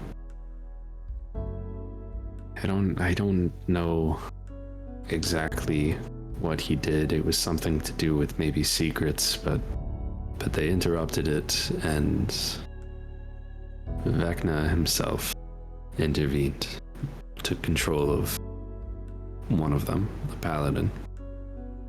His name was Chad. and he turned on his friends and killed one of them. Oh dear. He does seem to enjoy his secrets. That he does. His name was Berber Billman, the one who was killed. But Chad and Ramon, well, they said that Vecna showed himself to them and said that he only needed 3. He only needed 2, rather. That they had one too many. I don't know. Chad wasn't the same. Not that I knew him beforehand, but he seemed friendly enough before that night, and I don't know, afterwards he followed us for a bit, myself and Ramon, and we tried to find out what we could about other Vecna cults. I'm gonna roll the big die. Oh. Oh, did you hear the sound too? Yeah. Smacked into my glass. She just kind of looks at the both of you, like closely at you. And if she was to roll a decent insight on the two of you, what do you think she's picking up? Just trying to feel like your intentions and just kind of who you are. Obviously at a glance, but like, what do you think she would pick up from that? So take this as you will, but as she was asking Milo about what was going on, Biggus had kind of like set Bonkus in his lap, and he had cleaned off a little section of it, put it around in his pack for a little bit, pulled out his jeweler's kit, and he was actually like working on a little inscription on Bonkus, written in Dwarvish, while they were having their conversation. Like he was kind of like paying attention to it, like as they were doing that. So that's what she would see him doing. But other than that, I would say just like intently like listening. Milo? I would just say there's just 2 words I think of, and that's just sincerity and determination. Like every time he's expressed some kind of emotional connection, it's just been sincere, and he's just resolute, determined to learn and to stand against whatever's coming. I know it's just a glance, but I think after a little bit of time, I see this little halfling. Not flinching. I don't know. He's just there. Just very present, very focused on what's going on. She'll say to you, do with this what you will. I don't think many people know what I'm about to tell you, and it's not even complete information, but we followed the trail for a little bit, and all we were able to find out is that this doesn't just affect Faerun, whatever he's planning. This is something involving the entire multiverse. There's just always something with the planes and powerful individuals from across the lands, people who know about planar travel and things. We were always a step too late. But do with that information what you will. I hope it serves you better than it served us. Well, honestly, that makes even more sense with we got pulled into another plane while we were rescuing the 4 people that we went after, which, even for an adventurer, is not normal.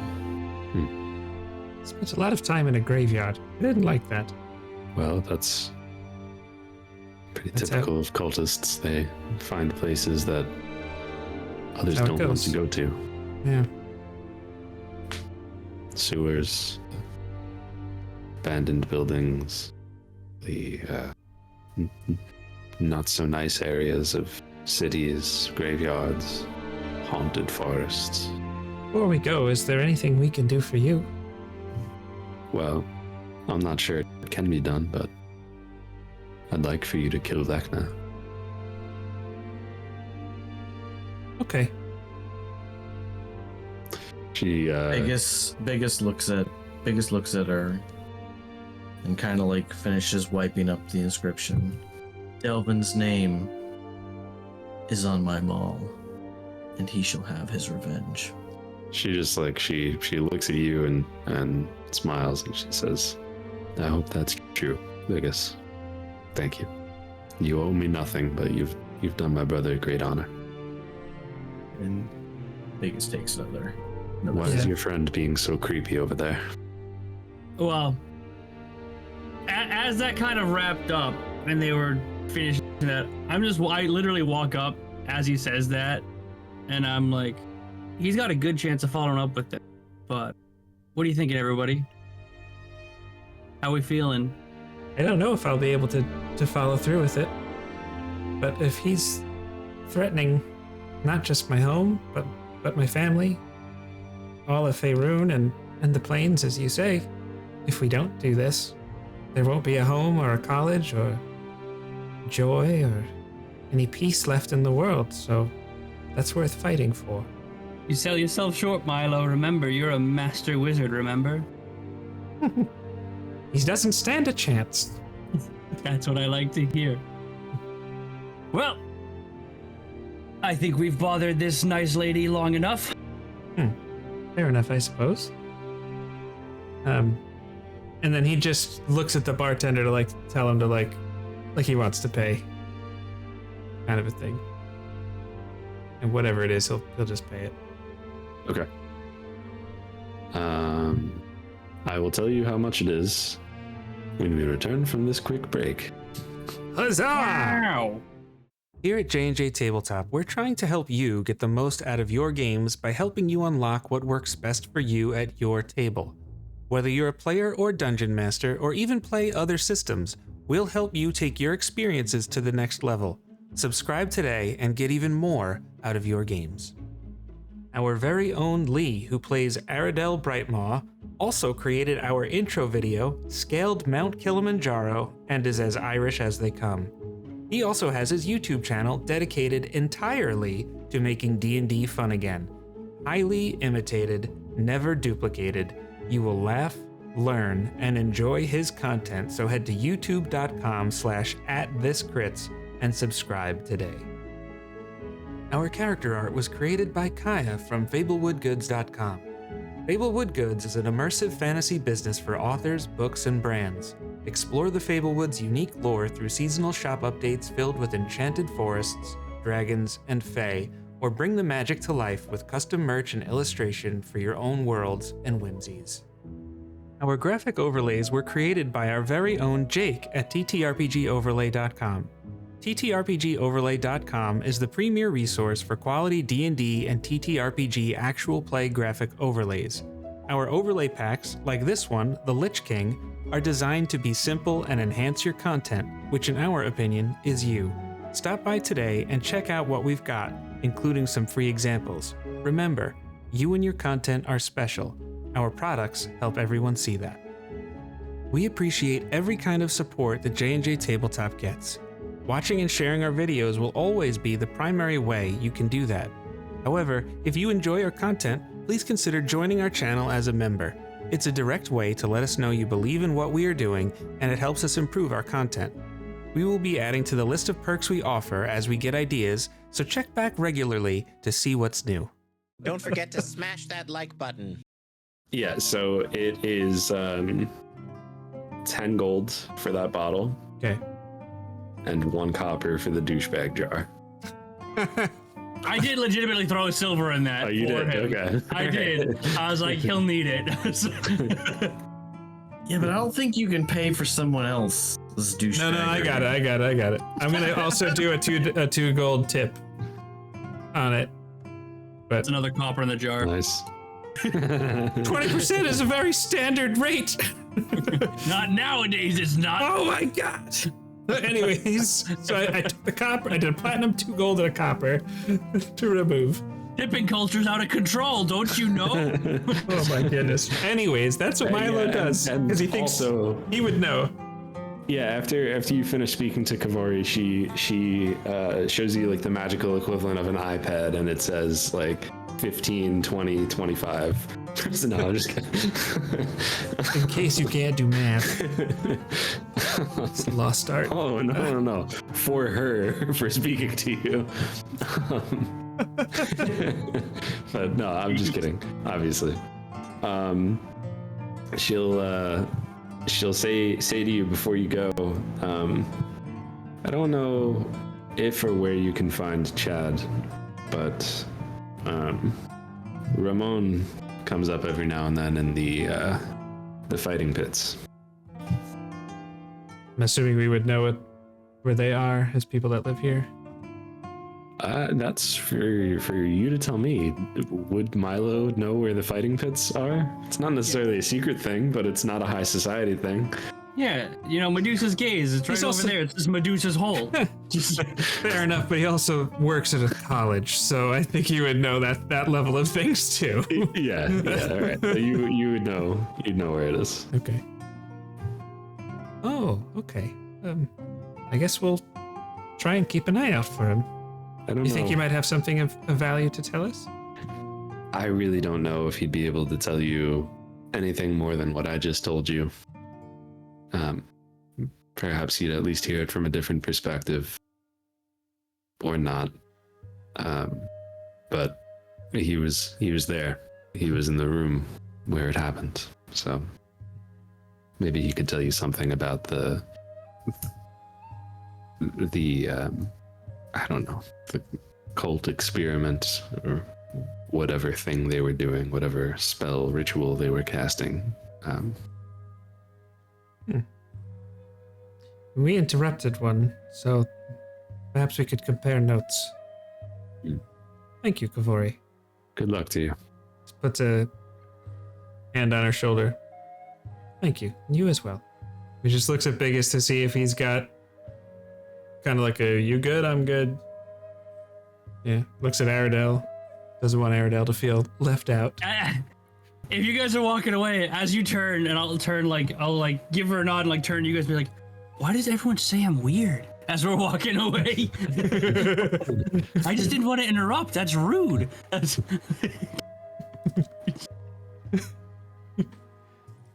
She was intoxicated, my friend. Don't worry.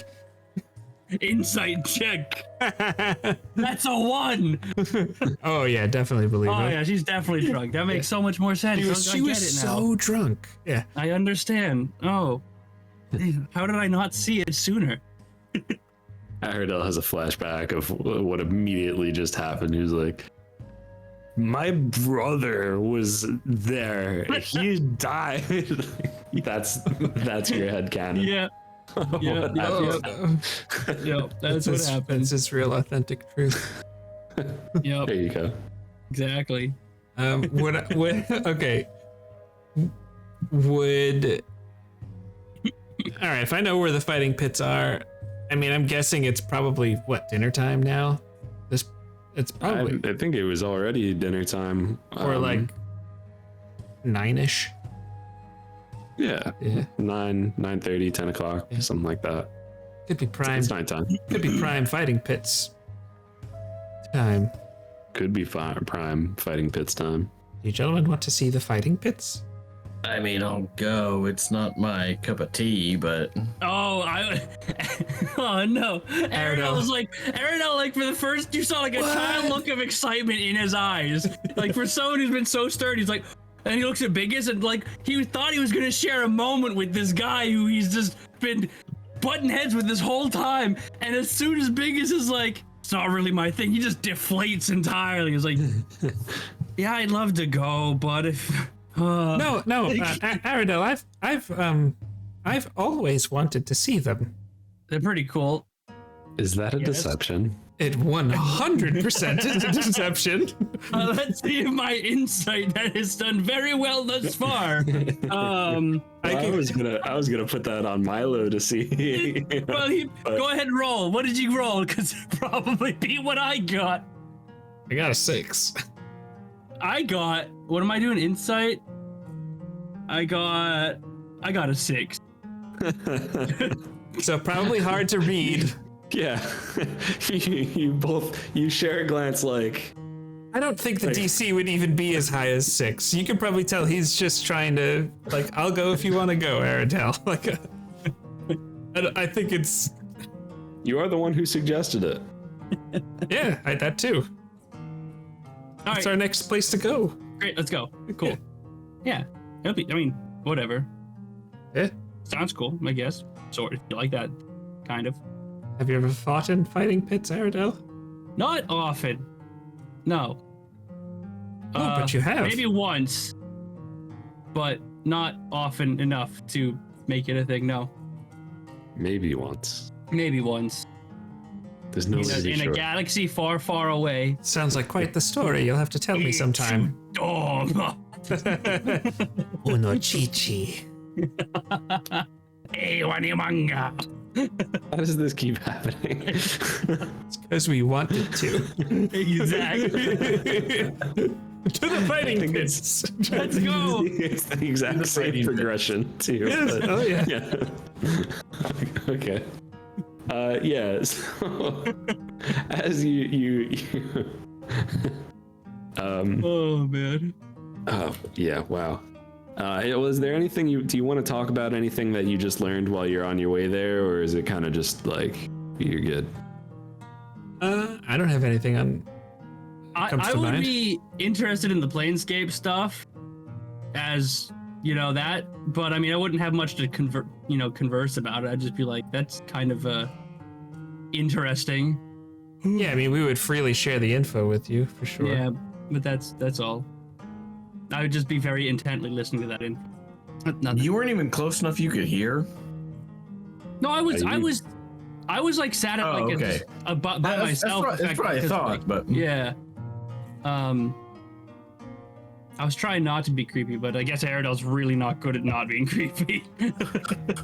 Canon. how is it the one that with the highest charisma I love is it. the creepiest? I love it. Like, Because the one with the highest charisma has the context to realize it's rude to interrupt a conversation. We're going to the fighting pit. We're going to the fighting pit. To the fighting pits. all right, we are now at the fighting pits. How about Yeah. that? Yeah, exactly. So it's in the shadowy underbelly of Neverwinter. This is not the nice area. It's not near the green. It is as far from the river that runs through it as you could be. And in this part of town, it wasn't always the bad part of Neverwinter, but ever since the eruption of Mount Hotnau, this area just didn't get rebuilt as fast. So there's still rubble around. There's still dilapidated and destroyed buildings. Yeah, you know, I was never a big fan of Sirenscape. No disrespect to Sirenscape, but there's something about having the shouts people in the background, you know? Definitely.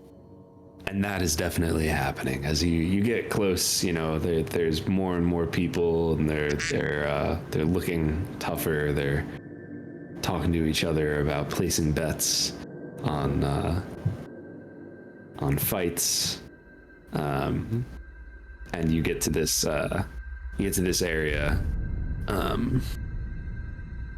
which is, aside from like all of the people around, it is kind of inconspicuous.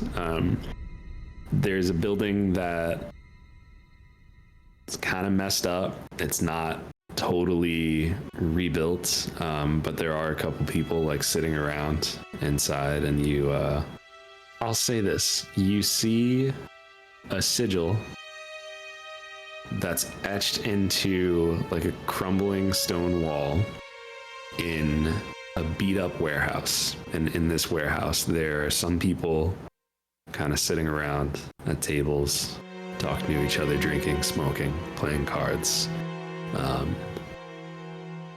and a tough looking figure over by a small bar with a door behind it. Do we see any like signs or something that would like advertise, hey, these people are fighting today, or anything like that? Oh no, definitely not. Okay. Not So- up here, anyway. And just to clarify, was it Ramon that was here? He normally shows up, yeah. Ramon Encarnacion. Ramon Encarnacion. You call me Berber. This might not have been clear with how I described this. The legality of the fighting pits is muddy. Okay. Got it.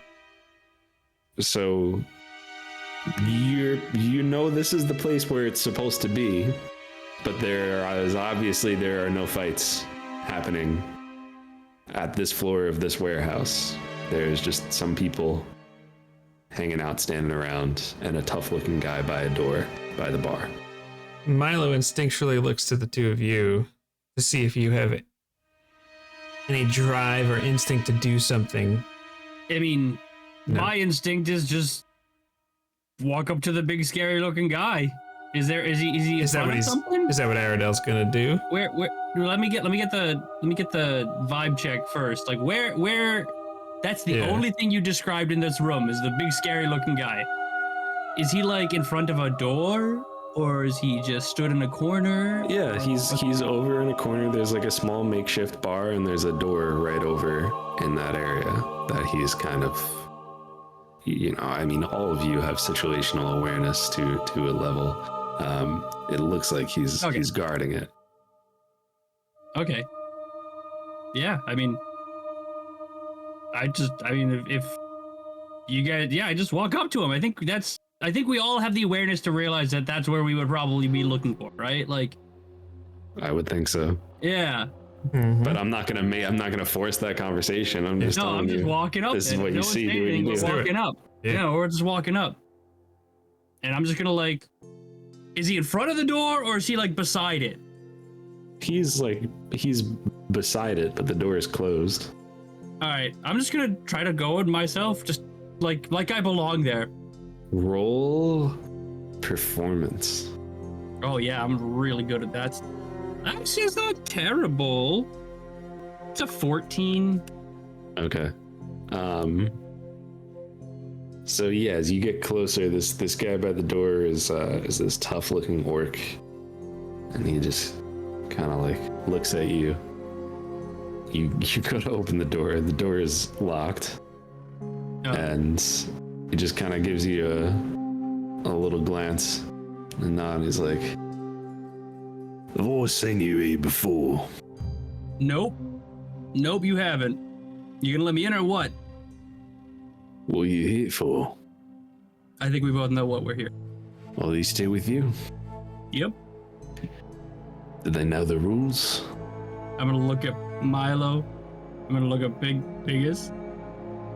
Did you give me anything? Or are you just kind of like, Milo looks at you like, I most certainly do not know the rules, and I want desperately to know the rules. He is looking at you as if you speak for these people. I will. no. That. I was going for the whole you're helping my deception here, but Milo is not helping my deception Oh, here. he's a fish out of water. No, there's a flash of terror in his eye. Biggus could probably blend in. He looks tough enough. He's definitely dressed for it. Don't get dirt on my pocket square. Yeah, I'll just be like, don't worry, we all know the. All right. And he'll give 2 pats on the door, and you hear 3 pats back. And then he opens the door for you. And there's a staircase leading down. And as the door opens, you hear these shouts and just people being loud and excited and cheering, all happening down there. Come on, we don't want to miss it. He gives you a very nod, right, I got your back. Okay, if we're walking down wherever we're going, I'll just look at both of them I don't know the rules, but I just keep walking and acting like I do. Yeah, no, Milo is just huh, when you say We'll figure it out. It'll be fine. Don't worry about it. Should I go back and ask him? Rules for what? Exactly. Come on, let's go. Oh dear. Yeah. As you continue down, you're greeted by that roar of the crowd, like we said. There's also an acrid smell of sweat, blood, smoke. As you see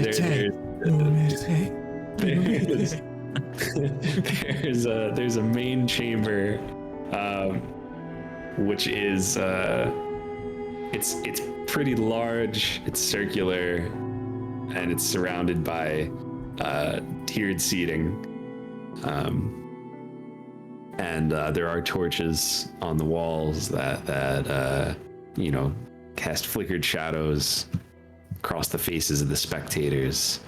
The arena itself, it's like this sunken pit with reinforced iron bars. It's stained with blood, and the floor of it is like.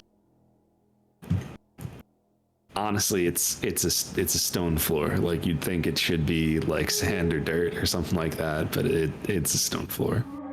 First things first. Do I see a betting counter? You do. You do see a betting counter. Some people going around it. All right. Are there people currently in the middle of a fight? It sounds like a fight had just ended, and as you kind of like look off and see, you could see somebody being dragged out of the arena. Okay, so I'll go up to the betting table then, or the betting counter, and be like, "Who's up next?" Oh, I've seen you here before. Look, I just went through this with the guy upstairs. No. Who's up next? Do you know the rules? Of course I know the rules.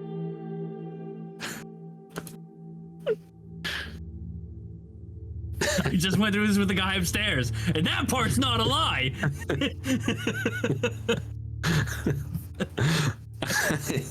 I would like you to roll deception for of course I know the rules. That's cocked. No, that's like a 7. Okay, look, I don't know the rules, but come on. I'm new here. Cut me some slack. Roll it. I take it. You two, it's your first time here as well. I have never been here before, but I How'd you find guess? this atmosphere intriguing. Before you could place any bets, you have to go through onboarding. All right. How do we board? How do we onboard? Right over there, he kind of like points you to an area, and it's like it's an area kind of like behind the pits, and like there's no seating in that spot, and you see there's about like, we'll say like 5 other people who are there in this area.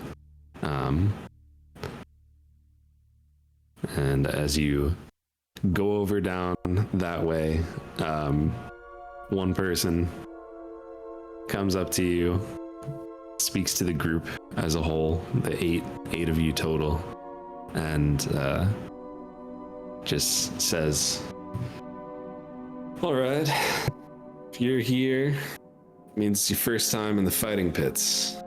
Welcome. As you must be aware, we do have a set of rules. The first rule about the fighting pits: you do not talk about the fighting pits. The second Rule number about the fighting pits: you do not talk about the fighting pits. If someone says stop or goes limp, taps out, the fight is over. Only 2 people fight at a time, only 1 fight at a time. No shirts, no shoes. Fights will go on as long as they have to. And if this is your first night, then you have to fight." Who could have seen this coming? Oh no. You just talked about the rules. You're not supposed to. You is that what you said? Yeah. Excuse me. not supposed to. Are you in charge here? Do I know you? Have I seen you around before? Charge of where? No. I'm being a little bitch. I'm being a little asshole right now. Yeah, you are being a little. Yeah, asshole. I'm gonna have to fight someone anyways, right? Like, Yeah. Go big or go home. yeah, right. I'm just trying to understand the rules. Are these fights with weapons or without? Did you? I didn't hear. He didn't say about weapons. Okay. One of these. Is this all right? That's all right. Like, guys, you're embarrassing me. Use whatever you have access to. Wait. So no shirt, no shoes, but everything else goes. Yeah. But there's service.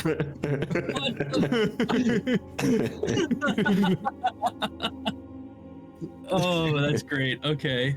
I'll tell you what. Since you're so familiar here, you know what's going on. I didn't say that. Why don't you go first? Sure. But I say sure not like a sure, fine, whatever. I say sure as like an excited child. All right, yeah, okay, yeah, let's do it. Not Okay. like a screw you, more like a all right, I'm excited to do it. Like, yes! I was gonna have to do it anyways. Why not? Get it done with.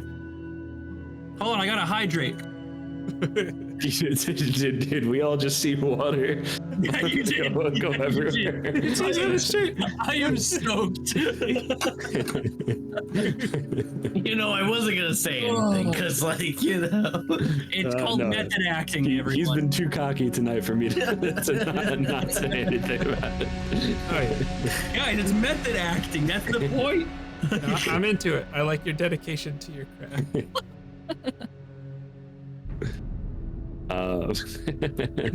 Milo casts mage armor. Yeah, that's Oh, you're allowed. gonna. Oh, Everybody's got to fight. I didn't realize that. I did not real. Oh, okay. That'll be good. That'll be good. I didn't register that bit. Once Milo knows he can bring his wand and it's okay to use what you have, he's like, I'll be fine. I hope. No, you'll be fine. Oh, ice. It was in my little bucket right here. Right in your pocket. That's where you keep your great. portable hole. Okay, yeah. So you being Aradel brought out into the middle of the fighting pits. You do have to take your armor off. Just FYI. Yep. So that is just my AC 14.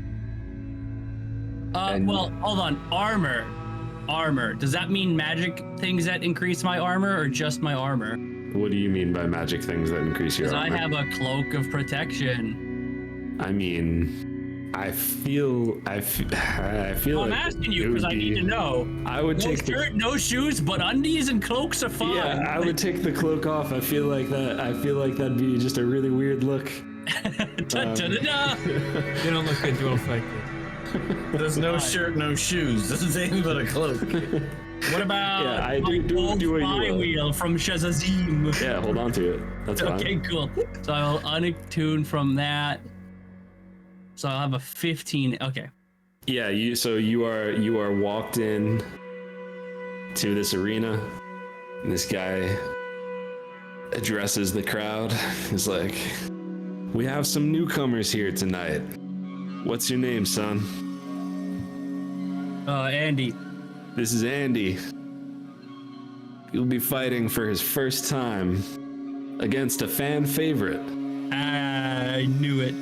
Jake, what does it look like when Ramon Encarnacion Yeah. walks into this arena? What does he look like? Can you describe that to everyone? I certainly can. I certainly can. You see I knew this a was happening. spotlight. I knew it. You see a spotlight just shine right down, and you just see a hat covering the brim of it. He just looks up, and you just see these steely, dark eyes look over at you, Aradel. And he takes out his rapier and just goes, and he just steps forward. He's just bare-chested, and he's got these black breeches, and he's just walking forward. little feather in the cap. Musketeer Is it- style. Is it just me, or is it weird that we're doing without the shirts on? Do you say that, or I say that out loud. I say that to Ramon as he walks up. Am I playing Ramon right now? do you want to play remote right now? If you want me to, I'm just saying. Am I? I wasn't planning for that. Oh, I wasn't there's- gonna throw that on you. There's but more water. Hold on, I need a paper towel.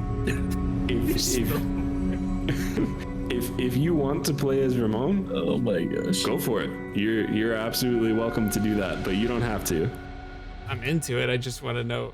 No, you have a whole story. Okay. You have a whole story going on. That's fine. I wasn't sure. Well, this is what I was saying to Michael earlier. I wasn't sure what you guys were gonna do tonight. But That's the beauty of it. Neither do we. yeah, exactly. I was thinking. I was like, maybe they'll do this. Maybe they'll talk to Umberto. Listen, I know it looks like I peed my pants, but I didn't, I swear. Peeing your pants is the coolest. Everybody my age pees their pants. That's right. Alright, so I was more water than I thought. I was literally sitting in a puddle and I didn't realize it. I'm looking at Ramon. Jake notices things. I'm looking at Ramon right now. It's gonna be a fun fight. That's all I'm gonna say. Oh boy, okay. Not a fan. You're not a fan? Not a fan. What did he say when I asked if it's I thought weird that you we're wanted doing to it? come to the fighting pits. I can respond to that. Yeah. Yeah, go for If it. it's weird, if the only thing weird is that you are making it weird. On guard, my friend. Well, now it just feels even weirder, and I'll just pull out my short swords. He gives a little like eyebrow cock. Perhaps you are uncomfortable with your body, my friend. Yeah, that's exactly Ramon's vibe. Ramon's got like 3 like really long chest hairs, but that's it. Yeah. Oh man. But he's all oiled up and he's glistening in the light. Okay, that oil definitely makes it weird. Yeah, so you know the rules. Let's roll initiative. That's a 24. 24. That's pretty good. You got a 20, but a 24 beats his 20. So, Aradel, you start this fight. So you're like 20 feet away from each other. Oh, the map. Hold on, I never remember the map. I don't have a map for this. Oh, you don't have a map. Okay.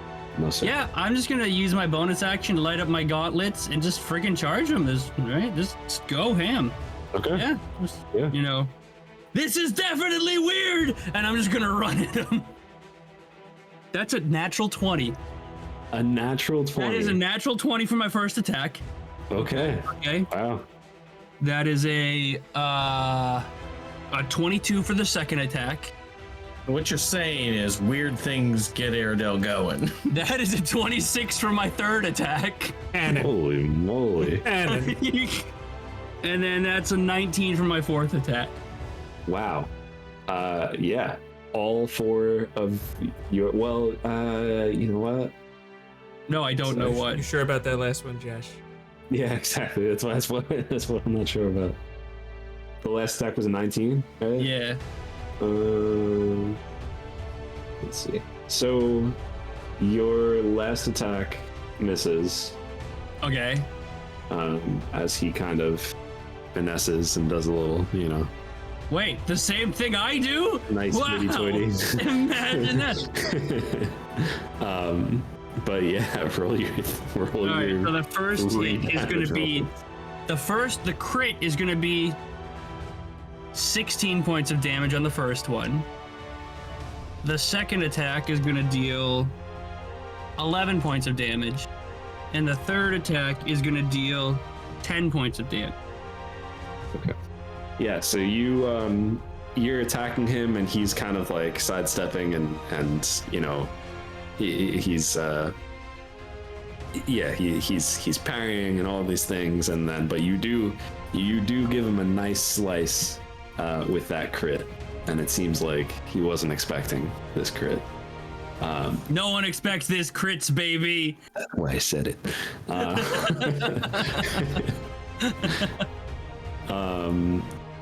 So what I will say is now that it's his turn, right? No bonus action. Well, you already used your bonus actions. No, yeah, I'm done. I got nothing left. Okay. Well then, let's roll attack. That's does a 29 hit? Yeah, that's gonna hit. Yeah. So Yes, it close.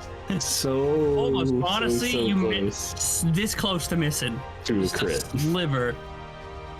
If that was you, it would have crit actually. Yeah, it would have. So that's gonna be 40 points Yeah. of piercing damage. Sounds about right. It's like 40. whirlwind of attacks and then just 40. one little. Yeah. God! That sucked. Ow! And he kind of like he takes that, he could tell he's surprised a little bit, and he says, "Oh, you're faster than you look." And he'll like take a step back, slap you on the side of the face with his rapier, and then kind of just give you a little nick on the face. Much of that damage, because hit points are an arbitrary thing, was emotional damage, and no, you don't get. No! You are not safe against it, even though you are safe from psychic damage. Emotional damage. Yeah, exactly. And he's going to use his bonus action to dodge, which I think he. Oh no, can he do that? He can't do that, can he? No, that would be very cool if you could. Yeah, it would be very cool, right? I'm thinking of something else. Then I should have done something else, but that's okay. So that will end his turn. As he kind of like takes a step back, points the sword in your face. Yeah. So he stabbed me, but oh, you're more painful than you look. Ow! And I'll just go to hit him. Or actually, I'll hunter's mark him first, and then I'll go to attack him. No, you're making it weird. You're the one oiled up. That's a 19. Yes. That's a crit. That's a crit, Okay. Mr. Champion. That is a crit. Well, Natural 19 is actually what? actually 27. Okay. Yes. Thank you. Okay, the next one is definitely gonna miss. That's only gonna be a 11. That's a not yeah, 20. I'm not lying. I am not. I'm sending you guys this in Discord. I swear to Oh God. my gosh. No, I believe you. The next I know you dungeon do. we're going on, Aradel's going shirtless. I'm I'm- just saying, like. For real. I am not even. Oh, it's gonna get weird. All right, that was my third attack, and my fourth attack is only a 15. People, 15 would have hit, but he's going to do his thing, and All right, and, so I'm gonna. and people are like screaming and yelling from the crowds. You know, people are like 30 points for the first attack. I love you, Ramon. And somebody is yelling, grab his dick and twist it. People are just like freaking out.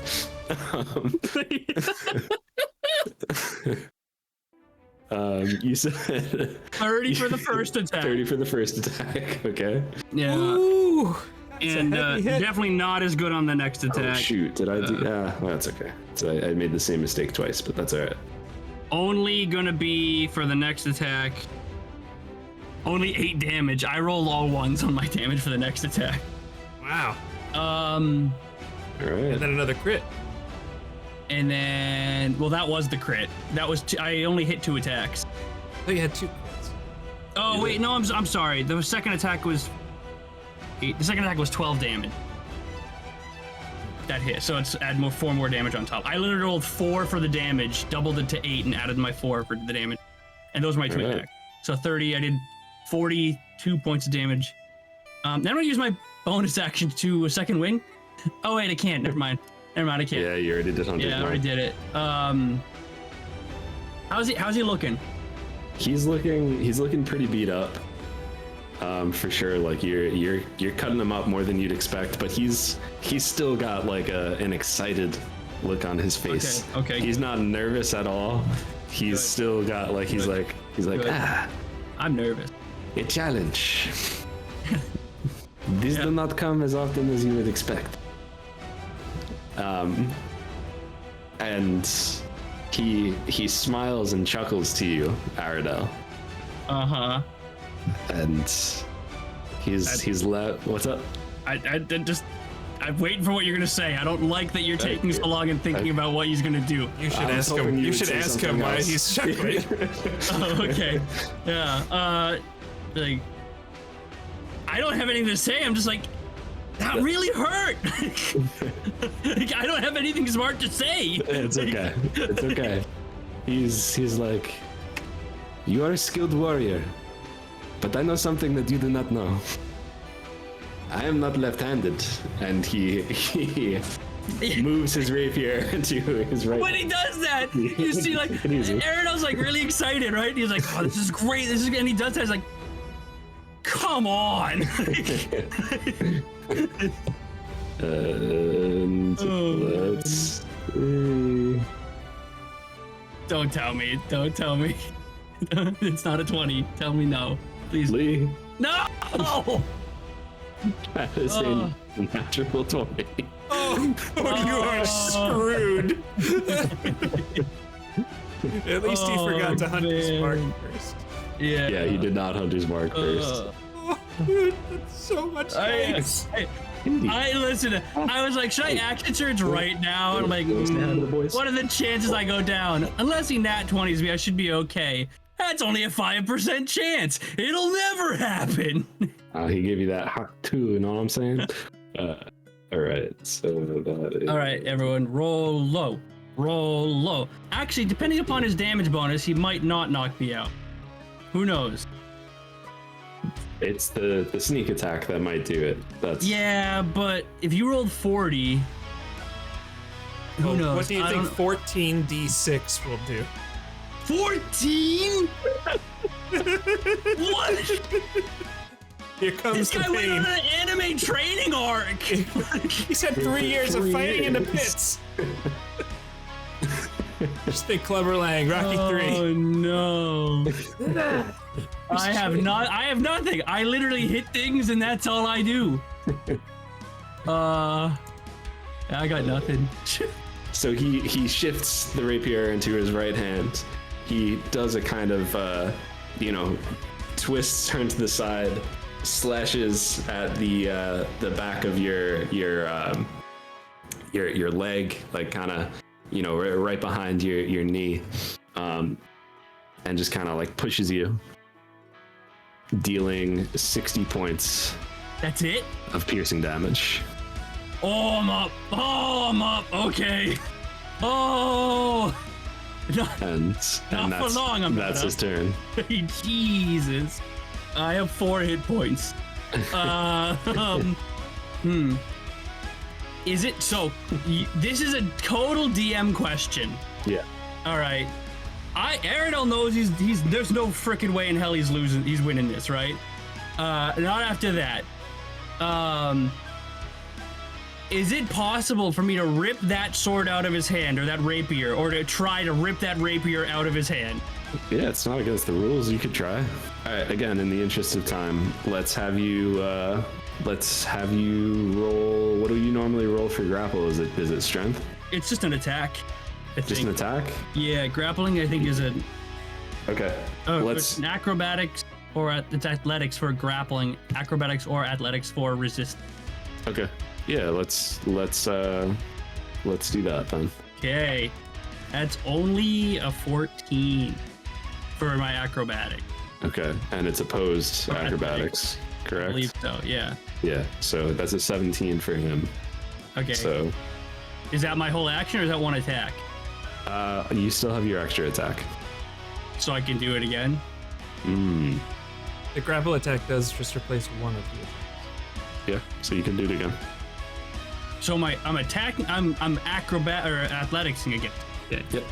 That's not good. That's worse. That's a 9. That's another 17. I think your big die favors a 7. Okay, well, here we go. Here's my next one. That's the 9 again. That's a 9 again. What do you mean a 9 again? Or acrobatic or athletics to grapple. 9 total? 9 total. I rolled 2 2s. Yeah. The dice is coming back to bite me. Yeah, no. You do I'm not gonna take it action from surge and do it again. There you go. Nice. That's it. Stop it. That's a 22. That one. All right, let's see. You might have it with that one.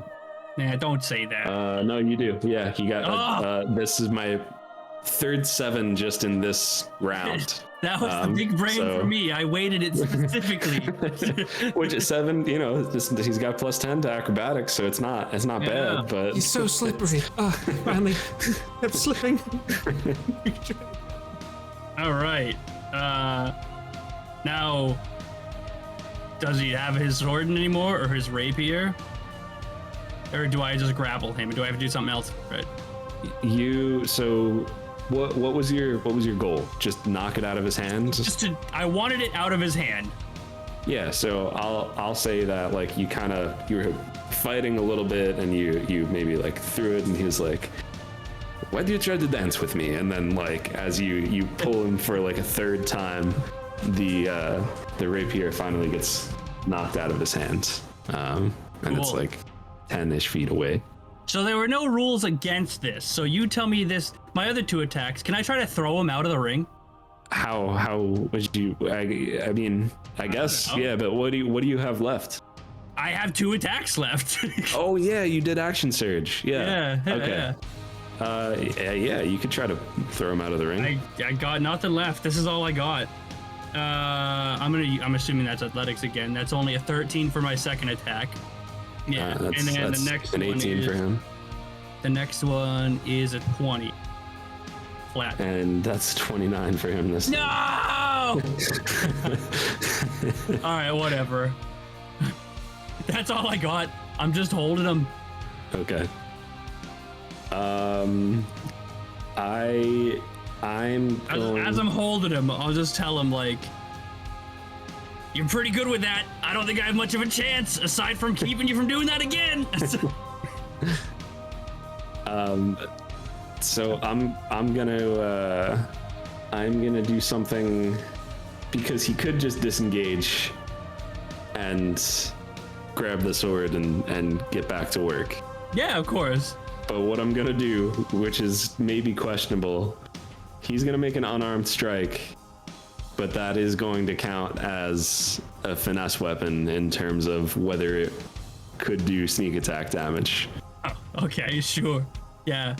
I mean, what did you do? Whatever you're gonna do. I'm just telling you. Do whatever you're gonna do. What's the worst that can happen? Let's see. Too much. It's gonna hit. It's a dirty 20. I can't stop. Yeah. No, that hits. He kind of, you're grappling a little bit, and he's like, what you also might not know about me, I am a classically trained ballroom dancer. and he slaps you in the face and kicks out your leg from behind you, just kind of pushes you down. And he, if you're including sneak attack in that, he's dealing 22 points of damage, but his goal is not to knock you out or anything. Well, I'm gone. His goal is just to, like, you could, what I'm saying is, like, you could treat this as you have 1 hit point left. Oh, okay. As far, like, I get it. We're not going to have to resuscitate you. You're not going to have to make death saves. You know what I mean? Yeah. But you are down. Am I conscious or am I knocked out? You're conscious, but you can't get up right now. Got it. Okay. You're like wheezing on the ground. Yeah, you knocked the wind out of you when you fell. Sure. That's an interesting dance. He will pick his rapier up off the ground, raise it in the air, take his hat off and do a bow, and Jake, what are your thoughts on Would he leave an R in Aradel's chest? Or no? No, he would just extend his hand to help him up. Okay, that's exactly what he does. Well fought, my friend. Okay. And Biggus and Milo are watching this, by the way. What are you two doing in the crowd?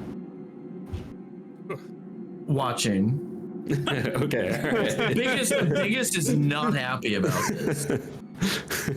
Biggest didn't want to come watch the fighting pits. Like, it was like, I'll do it. Fighting, he is not happy about this. Yeah. Like, he actually has taken off his armor already. Like, he's ready to go. Like, he has his armor and his cloak and you know, his boots, you know, kind of like all a little neat little package kind of a thing. But he's not happy, and he's looking on kind of grumpy about this. Okay. And the fact that Aradel lost or was losing, like, was bothering him as well. Like, he wasn't happy about that either. Yeah. Yeah. I think Milo has a mixture of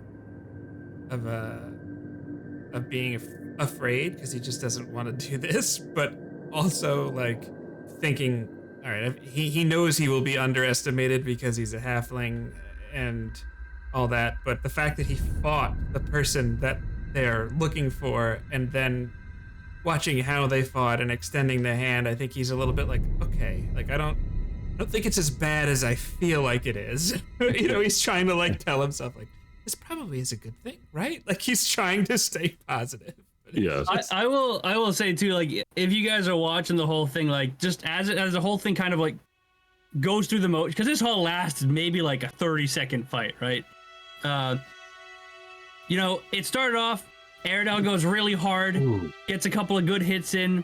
Ramon goes for the nice stab, gets me good. And then after the second hit that he got on me, you see like there's a clear difference between Aradel and Ramon, where Aradel, you can very much see a finesse and skill difference in comparison when looked at to Ramon. Like, when you see them both fighting at each other, you see almost like it looks like Aradel's wildly swinging, you know, and you've never actually stared and witnessed the attacks and fighting that he does. And while he's skilled with the swords, when you put it against Ramon, it looks like I'm just a toddler swinging sharp sticks at him, right? And it's very stark. It's a stark comparison between the two of them. And that's probably one thing you would very much notice while this is occurring. As Ramon kind of helps you up, he'll just say, "You fought very well, Andy. Yeah. Oh, yeah. Have you done this before?" Yeah. My name's not Andy, by the way, but I'll tell you that later. Your name's Ramon, right? Ramon Encarnacion. It is a pleasure. Ramon Encarnacion.